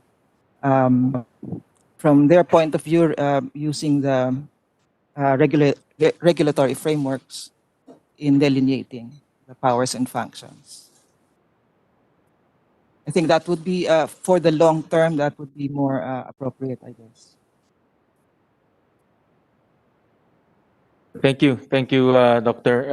Any comments or any questions from Senator Risa or Senator Marcos? None, Chair. Thank you. All right, thank you, Dr. Rizalinda. Thank you The very next is a resource person from our potential off-takers from PIPA, the Philippine Independent Power Producers Association, represented by Attorney Ann Montelibano. Attorney Ann? Yes, hello, good afternoon, Honorable Chair, Senators Ontiveros and Marcos. Thank you very much for this opportunity to manifest our comments. And moving forward, we also look forward to providing specific input as the bill progresses into its final form. Considering that it's already 12:23, I will try to make this as brief as possible. For PIPA, examining the bill, we believe that the midstream industry is already clear. It has two main components, terminals and transmission. For terminals, it will be licensed under the DOE, whether for own use or for retail. For transmission, since it will need a legislative franchise and a permit from the ERC, then it's definitely under the purview of the ERC. We believe that the goal of the bill is to have a competitive sector on terminals and a regulated sector for transmission. As such, maybe it would be prudent to explicitly state it in the bill, because from there, we can model the requirements of a competitive sector for terminals and a regulated sector for transmission. On the issue of an NGT, National Gas Transmission System Operator, is the intent of the law to mandate an independent NGTCSO from any owner of the LNG terminals in a natural gas transmission system. And in the event that there is no NGTSO, will the transmission system owners be in charge of their own nat gas ancillary services? How will it be priced and recovered? We are of the opinion that we need to have express restrictions on ownership, for example, and on how to choose such entity. Also, with regard to the points raised by Professor Goldberg and Councils Basidi and Logan earlier, we agree with what they said with regard the need for investors, that we seek consistency, reliability, and predictability in both primary and secondary legislation. Taking this into mind, we seek to clarify, that's why we seek to clarify the primary design of the framework of the natural gas market. So if we start with there, then we can properly design the framework for this industry. In the issue of mandated disclosures, we agree with the foreign consultants wherein disclosures should be selected on what are necessary events or actions. To require the submission of everything, of all data, for example, all contracts in its pure form, may be in violation of confidentiality clauses and may be subject to potential abuse in information. So as such, we respectfully suggest that the framework indicate and identify only those information that are necessary to be disclosed. For example, as discussed by Attorney Basidi earlier, like in the previous hearing, there were suggestions on activities or markers, parameters such as affiliates, events like bankruptcy, financial data, change of ownership, etc. We can start from there. And we emphasize the need that the private sector or the players really need to be consulted as regards what data will be submitted or what are considered mandated disclosures. Lastly, in terms of incentives and in the spirit of equity, we believe that there should be the incentives that will be granted should be no greater than those that are already given to other technologies. We note that all technologies have its specific role in the system for it to be efficient. So therefore, we just request that the treatment be equitable, so all resources can equally thrive in this energy industry. That's it, Mr. Chairman. Thank you for your time, and we will continue to actively participate in the drafting of this framework. Thank you, Attorney Ann. Attorney Ann, I don't know if you've heard the comments of First Gen, no, but they strongly suggested for an off-take security and support. And PIPA is the potential off-taker. No? In fact, it will be the sole off-taker, being the generators of our country. Any comment on that? No, I did not ask First Gen to give details on that off-take security and support, but this is in the context of when Malampaya was being developed before. No, meaning Malampaya was given a secured off-taker. No, at that point, meaning generator was buying gas from them. So any comment on that? Because obviously, if you have for example, a sort of a mandated offtake, then the generators will somehow be mandated to buy from them or to buy from potential importers of natural gas. So any comments on that? Yes, Mr. Chair. As you know, that PIPA is composed of all technologies. So basically, we espouse competitiveness across all technologies. Therefore, what we would like to see is fairness and equity with all our members. So as regards that, we would prefer that whatever security will need to be thoroughly discussed to ensure an equitable distribution across all kinds of resources, sir. Thank you. Senator Risa, any questions to PIPA? No, thank you, Mr. Chair. Salamat din kay Ms. Ann and with the chair and the whole committee. I look forward to the role that PIPA will play moving forward. Salamat po, Mr. Chair. And thank you, Attorney Ann, for submitting your detailed position paper. We truly appreciate that. Yes. Again, the potential off taker of our gas are the generators. So we definitely need to hear your comments and your opinions on the said bill. Yes, Mr. Thank Chair. you. We will continue to participate in the TWG and moving forward. However, Mr. Chair, also one last note before we move on the, I think there was an earlier comment with regard Visayas and Mindanao. We need to emphasize that currently there is a maximum capacity for plants for the Visayas and Mindanao. So therefore, we have to resolve key things such as capacity limits, transmission limits, and of course, demand. So in case of Vismin, there's a limit in capacity. So we need to examine also that in taking into consideration a holistic approach in drafting the framework, sir. That's it. Thank you. Thank you, Attorney Ann. Next is Mr. Ernie Pantanco of the Management Association of the Philippines. He's the Committee on Energy Vice Chairman of MAP. Mr. Pantanco. Good afternoon, Mr. Chair. And, thank you for giving up the opportunity to speak and to comment. Basically, Mr. Chair, we're fully supportive of the efforts of the Committee on Energy in drafting a bill for the natural gas industry. However, I think we had commented on this before, that that to be cautious with respect to putting too much regulatory issues for an industry that's just beginning to emerge and to grow as an alternative fuel supply. No? And I hope DOE will forgive me for this, but I was just pleasantly surprised that it seems as if DOE is attributing to itself a regulatory function on the determination of the LNG facilities that will be built. No? And I was just taking this in perspective of the petroleum or the fuels industry, no?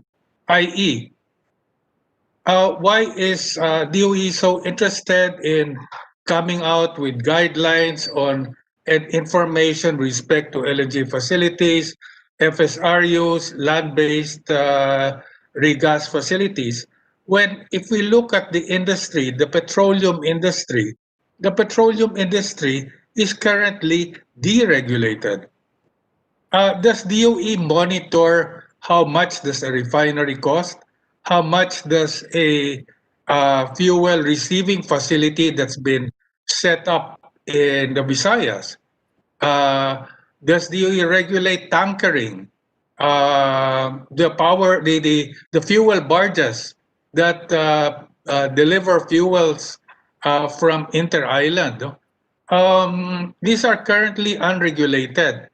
And so what happens is, why is there such a need for such regulation on an infant or a newly emerging industry? No? If we look at it also, natural gas is just another raw material or fuel raw material, similar to coal, similar to oil, similar to crude. Are these regulated? They are not currently regulated. So why should we regulate? Why should we impose regulation on this industry? With respect to cross ownership, Mr. Chair, I'm just surprised. No, we're already talking about an NGTSO. If we look at the way natural gas is distributed, it's very different from power. In the case of power, you need power lines, transmission lines to transmit the electrons from the power supplier or generator all the way to the end user, which is the household. In the case of LNG, there are multiple forms of transport. It is not only a pipeline. There are trucks, vessels. There are fuel barges. and other forms of transport. So why create a natural gas transmission operator? Is that a necessary function as of this point in time?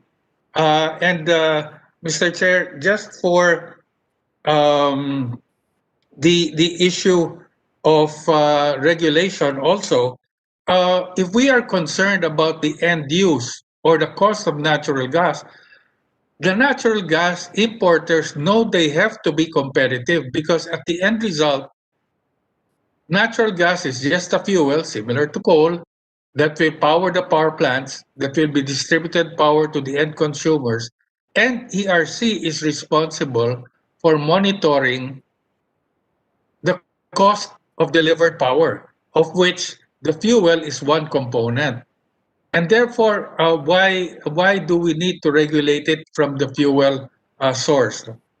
The other point, Mr. Chair, is on cross ownership. As I mentioned, it makes sense for a user, an anchor load, to develop its own fuel LNG depot. As an example, is you have San Miguel in Ilian that is going to develop, and I'm sure they will develop their own LNG facilities. First Gen is another. Electro World is another. And the point here is that in order to encourage and to make sure that the consumer gets the least cost, we should encourage the development of all of these LNG terminals in order to provide competition, rather than making regulation a form of control for such a new industry. And last but not least, Mr. Chair, we just want to highlight, and I beg your indulgence again for bringing this up, that we still have some short-term problems on the natural gas industry that has not been addressed, whether it's by the DOE or the DOF. And I'm referring to the COA audit for the income tax assessment amounting to 147 billion pesos that's been levied on the consortium. How do you expect the consortium to continue operations and to push for a contract extension when you have a Damocles sword hanging over your head? And the 147 billion assessment is only as of 2019. No? There's the 2020 is not yet included, and so forth. The other point, Mr. Chair, is that we'd like to see some clear guidelines on the contract extension beyond 2024. Even though there is still fuel from Camago Malampaya, if the specs or the consortium contract is not extended, we will have a shutdown of the Camago Malampaya, and we will lose 3,100 megawatts of supply to Luzon. And what do we replace this with? No? If we don't have any replacements, then what happens is that we might be saddled with more expensive electricity if these gas plants are forced to run on condensate. So on the short term, Mr. Chair, we'd like to see some bit of clarity, because business is concerned about reliability and affordability of power. And if we're looking forward to a shortage next year, Ilihan fuel supply contract will be expiring. What will supply 1,200 megawatts of power, or will it be shut down and therefore will end up with an existing power plant that is not being utilized and yet is very cost competitive? So again, Mr. Chair, we have both short-term and some medium-term concerns.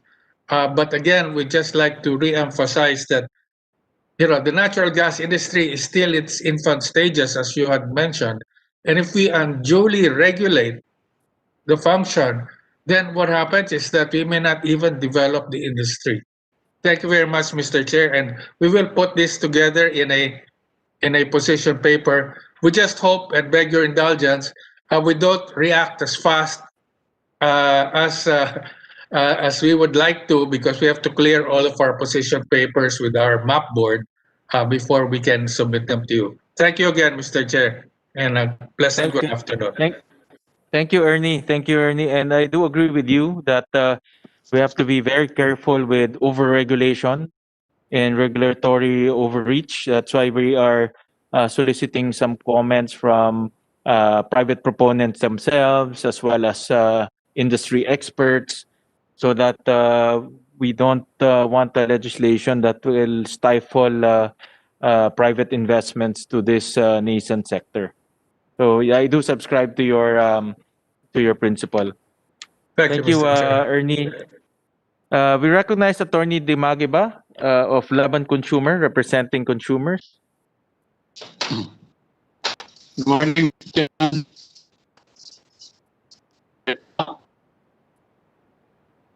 Attorney, you're coming in choppy. Dali lang po. Okay. Yeah, yan. Okay na. Alright. Chairman, ang daming pinag-usapan today, but from the point of view of the consumer, yun po ang aking bibring up dito. Ma-estimate po ba natin, Mr. Chairman, at the end of the supply chain of the bill, based on your study in your committee, how much would be the cost of the natural gas per kilowatt hour compared to how much Meralco is charging us now based on the supply agreement with the off-taker of the Malampaya gas? Second, Mr. Chairman, in the past 3 hours, while I heard discussions on confidentiality, access, transparency, public utility, and things like that, we should always bear in mind, and we should not forget the decision of the Supreme Court issued 2 years ago, that we have to adhere, government have to adhere into a competitive selection process to ensure that the cost of power to the consumer is transparent and the least cost. So, kailangan po kasi yung mga basic and fundamental principles is always at the back of our mind when the committee, I don't know, will proceed to the technical working group of this bill.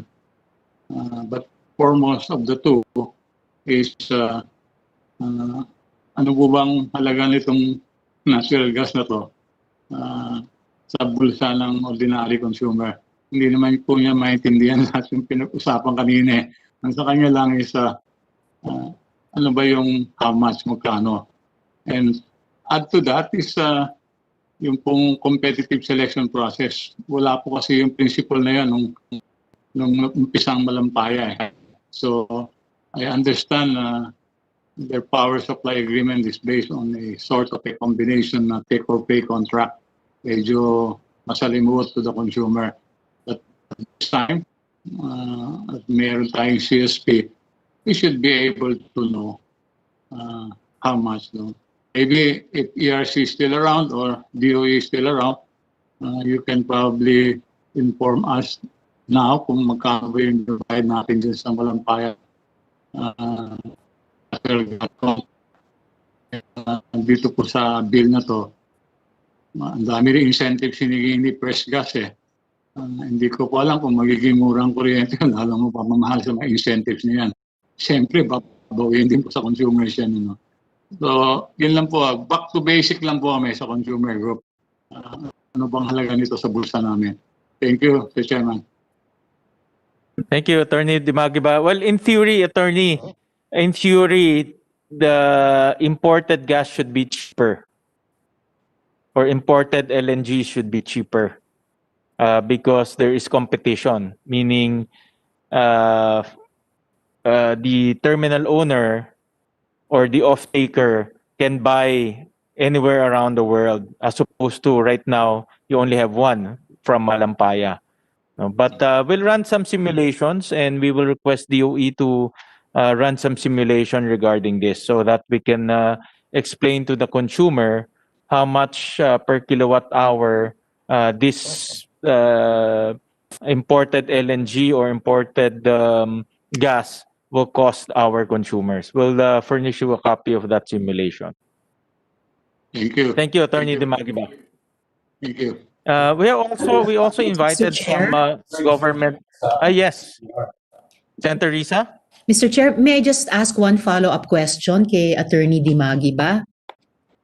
Yes, Yes, yes, madam. please. Thank you, Mr. Chair. Attorney, salamat sa pagbanggit nyo dun sa competitive selection process. Alam nyo naman po siguro sa Laban Consumer na yung chair nga yung naging proponent ng CSP na bill na batas natin ngayon sa electric power sector. Sa tingin nyo po ba makatutulong din kung mayroong ganyang isang katulad na proseso na appropriate, applicable sa natural gas industry na i-consider sa panukalang batas na ito? Obviously po, kaya that's the reason why, Senator, I brought it up. Kasi dun sa supply chain kasi, kailangan dire-diretso up to the consumer. Hindi po tayo mga kaiwas. We cannot avoid not complying with the competitive selection process. So, it should be in the bill. I mean, to institutionalize what the Supreme Court held about 2 years ago. And at the moment, I think about a year ago, DOE is already implementing the CSP. It should be in the bill, Madam Chair, Madam Senator. Salamat po, Attorney Dimagiba. So, i-konsulta ko po sa chair kung nasa intent din ng bill na ito, yung katulad na process na iyan doon sa CSP law, para moving forward, magabayan po kami lalo na pagpasok na po natin sa technical working group process. Salamat po, Attorney. And Mr. Chair, I'll put that on a matter for further consultation with the chair, yung possibility of a CSP within this bill, Mr. Chair. Thank you, Senator Risa. Salamat, Mr. Chair. And Mr. Chair, sorry po, dahil nabanggit na rin po yung mga related issues, pwede ko bang quickly lang itanong sa ERC, since nabanggit din po ni Attorney Dimagiba yung Meralco, if there shouldn't be a uniform disconnection policy for distribution utilities all over the country, at least po, Mr. Chair, during the pandemic?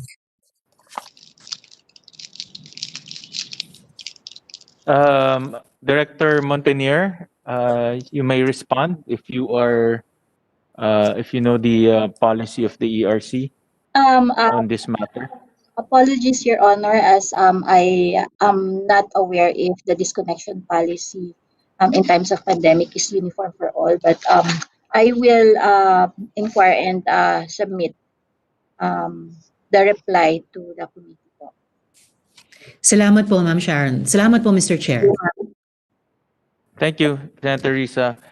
We also invited some government agencies who are who were mentioned in the bill. We start off with BOI, represented by Mr. Dennis Panga. Any comments po? Yes, good afternoon, Mr. Chair.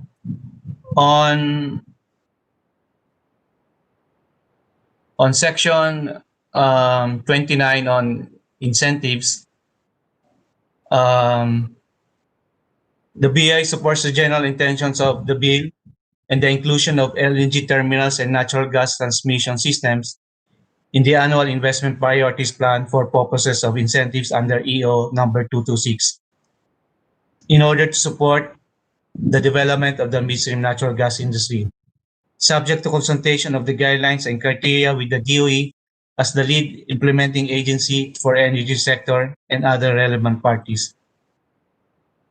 Moreover, the BOI interposes no objection to allowing foreign ownership of natural gas projects as specified in the bill, provided they are not included in the foreign investment negative list and endorsed by the DOE. On Section 13,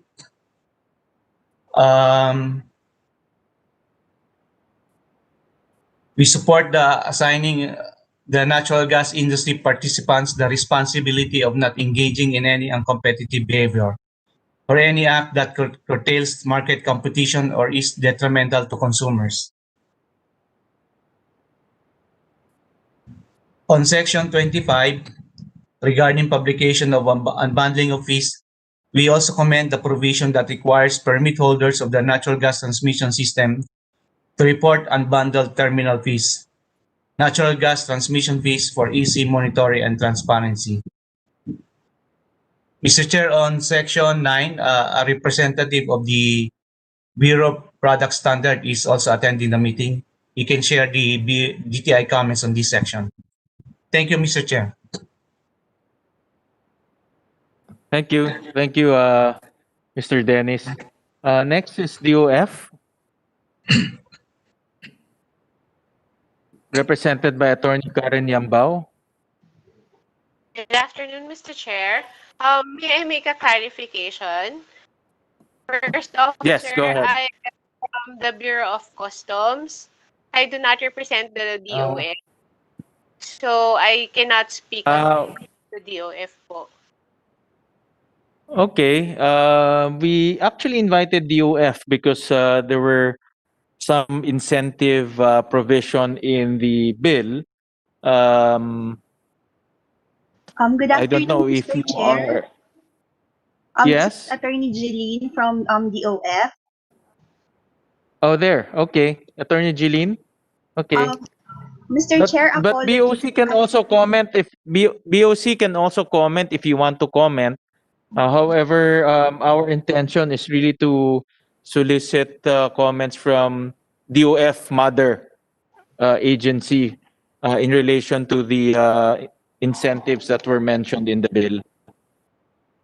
Apologies, Mr. Chair, but the official position paper of the department is still for clearance by my principals. We will submit a copy to the committee as soon as it is available po. Thank you. Okay, that's good enough. As long as you take note and send it to us. We're also joined by some utilities. Meralco is here. Good afternoon. Mr. Larry Fernandez. Yes, good afternoon, Mr. Chairman. Good afternoon to Senator Marcos and Senator Ontiveros. We submitted our comments last December 22. We have to admit that our knowledge in the gas sector is not very substantial. So we have most of our comments are based on our experience in the development of the power sector, and many were already tackled in prior discussions, such as providing additional guidance to, for example, occasions when RTPAs or own use permits are may be given, and whether own use permits can be converted to RTPAs. For example, for competitive purposes. We also recommended that the bill can provide guidance on, for example, how pipeline capacities will be allocated if there are physical constraints, and how contracted but unused pipeline capacity can be offered again for use by other players to spread the payment of fixed costs. Also, in terms of regulation, we respectfully suggested that the powers and functions of the regulatory agencies be clearly defined to avoid both overlaps and gaps in enforcement. Experience in the power sector suggests that a delineation based on infrastructure, for example, between terminal and pipeline, may be difficult to determine and create confusion among operators and potential gaps or overlaps in regulations. Even in the power sector, the delineation between what is a generation facility and what is a transmission facility took some time before finalized by the Energy Regulatory Commission, and this was discussed within one regulatory agency. But delineating a border between two agencies may take more effort. Furthermore, compared to the power sector, which the ERC will regulate, we already have 140 distribution utilities. We expect that the number of gas utilities may increase as the industry matures, which will increase the workload of the regulatory agency. So we recommended considering the creation of another agency to focus solely on the gas industry. With the permission of the chair, may we also comment on the proposed incentives that were discussed earlier during the hearing? Yes, go ahead, Larry. Thank you, Mr. Chairman. In terms of mandates, we are extremely wary of proposals that will mandate consumers to take business risks to incentivize prospective investors in the gas industry. The power industry has already learned from the effects of long-term take-or-pay provisions in the gas supply and power supply agreements related to Malapaya's development. And over the years, the industry has tried to move away from such long-term take-or-pay mechanisms. This is because even when there are more cost-effective options available, long-term take-or-pay mechanisms can prevent the industry from pursuing more efficient options. We are also extremely wary of mandates like fuel mixes. Mandates, by their very nature, overrule market and competitive forces, so that the mandates are likely to lead to suboptimal and inefficient outcomes, which essentially means higher prices for our consumers. So that is all, Mr. Chairman. Thank you very much. Thank you, Larry. And please submit to us your position paper. Yes, Mr. Chairman. We submitted some last December 22. We'll add to this. Thank you, Okay, Mr. Chairman. thank you. Next is Attorney Mr. Goldie Chairman. Rivera. Yes, Senator Risa. Thank you, Mr. Chairman. May I ask just one follow-up question to Mr. Fernandez?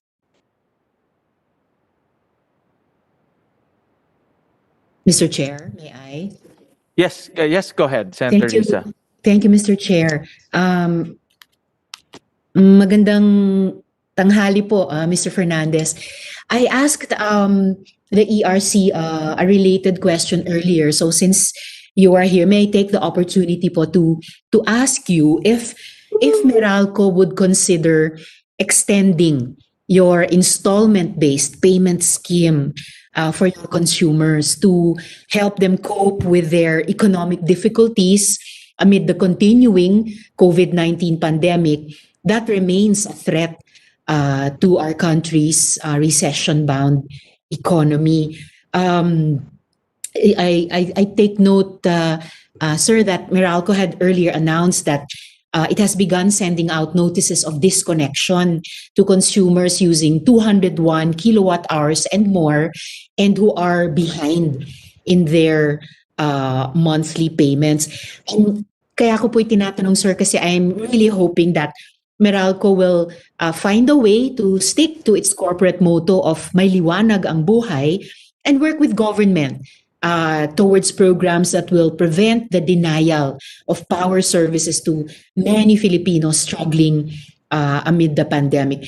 Specifically, sir, perhaps you, Meralco, could work with the ERC and explore the possibility of extending your debt restructuring program, offering flexible or staggered payment options pa rin for consumers having difficulty paying their electric bills, just so they can avoid disconnection from your service. So I'd really appreciate, Mr. Fernandez, your thoughts about this idea.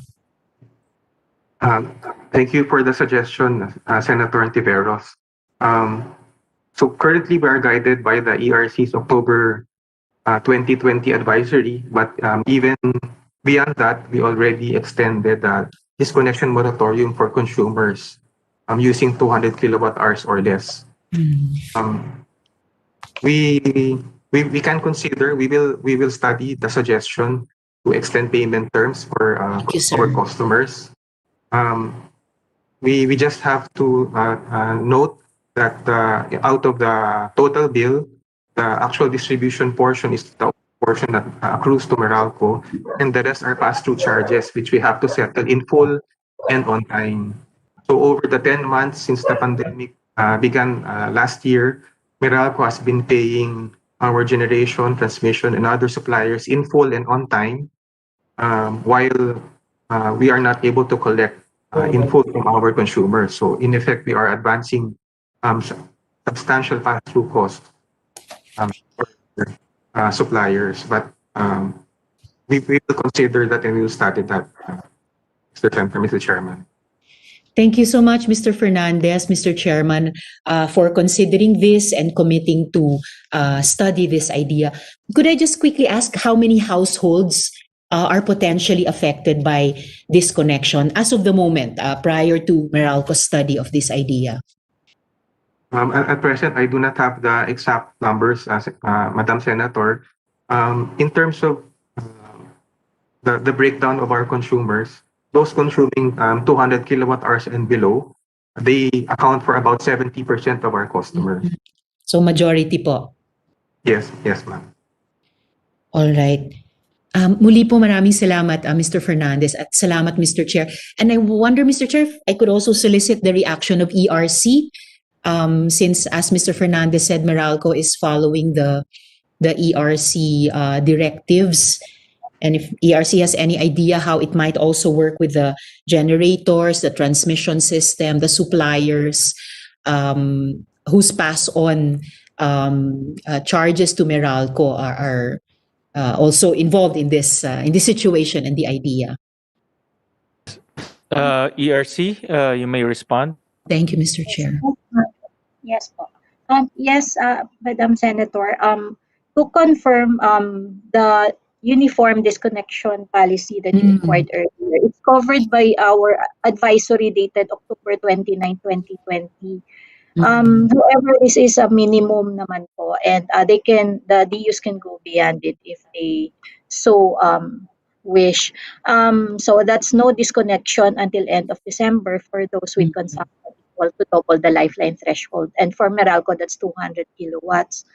And but we are continuously monitoring the situation on the ground, and we will issue the necessary intervention as needed po.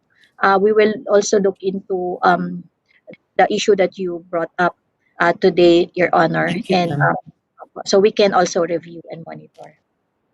Thank you, ma'am. And would ERC be able to do that together with Meralco, dahil sinabi ni Mr. Fernandez na at least aaralin nila itong ideyang ito. So would the commission be able to do that together with Meralco? Yes, ma'am, because definitely when we do our study, we'll be getting the data from Meralco also, from their submissions also. Okay. Salamat, ma'am. Lastly po, does ERC have data on the affected households, those potentially to be affected by disconnections? We have data on the 200 kilowatts that will be affected under Meralco franchise, and for the rest of the DUs also. Could the commission possibly make that available to the committee, ma'am? Yes, ma'am. We will provide. Okay. Salamat po. Maraming salamat, Mr. Chairman. Thank you, Senator Risa.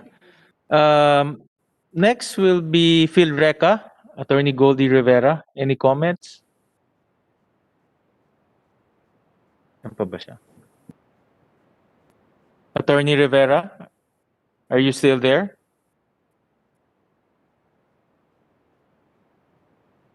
Wala. Okay, since we cannot contact Attorney Rivera, we have so far completed our resource persons. For those agencies that we did not call anymore, you can submit to us your position paper on the bill, and we would like to also request everyone to submit to us your comments and additional position paper based on today's hearing. You can comment on some provisions that need more clarity.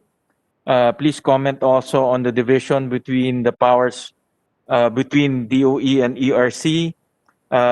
We can also comment on the disclosures and confidentiality. You can also comment on the natural gas transmission system operator, which has been discussed earlier, and feel free to comment on any of the provisions of the bill. Please submit it to us between on or before January 19, 2001, this year. We will pursue a technical working group after this. After receiving your comments, rest assured that we will take into consideration all of your opinion, all of your proposals, especially from DOE and ERC, who will be the ultimate implementer of this bill. So with that, any last words from Senator Risa? No, thank you, Chair. Marami pong salamat sa inyo at sa lahat ng resource persons. And thank you very Thank you, much. Sen. Thank you Thank very you, much. Senator. Any comments, Senator Marcos? No, thank you very much, Chair Win. And I think you have your work cut out for you sa TWG. Marami talagang issues. Thank you. Congrats. Thank you, Senator Risa, Senator Marcos, for staying from the beginning to the end. Admittedly, this is quite a complicated bill, and a bill that that most of the stakeholders or most of the resource persons have very limited knowledge on. But thank you for staying with us until the end of the hearing. And we look forward in the TWG. We look forward in your participation to the TWG, and of course to the participation of the stakeholders in our TWG. Again, I would like to thank Attorney Badisi and Professor Goldberg for joining us today. I'm not sure if they're still there, but if they are, thank you very much. I know it's very, very late in your in your countries, but we greatly appreciate your contribution to this bill. So once again, thank you very much to everyone. I think Attorney Badisi is still there. I saw his comment. Thank you very much, Attorney Badisi. I know it's very late in your country, but thank you very much for your comments and your assistance. So once again, thank you everyone. This meeting is hereby adjourned.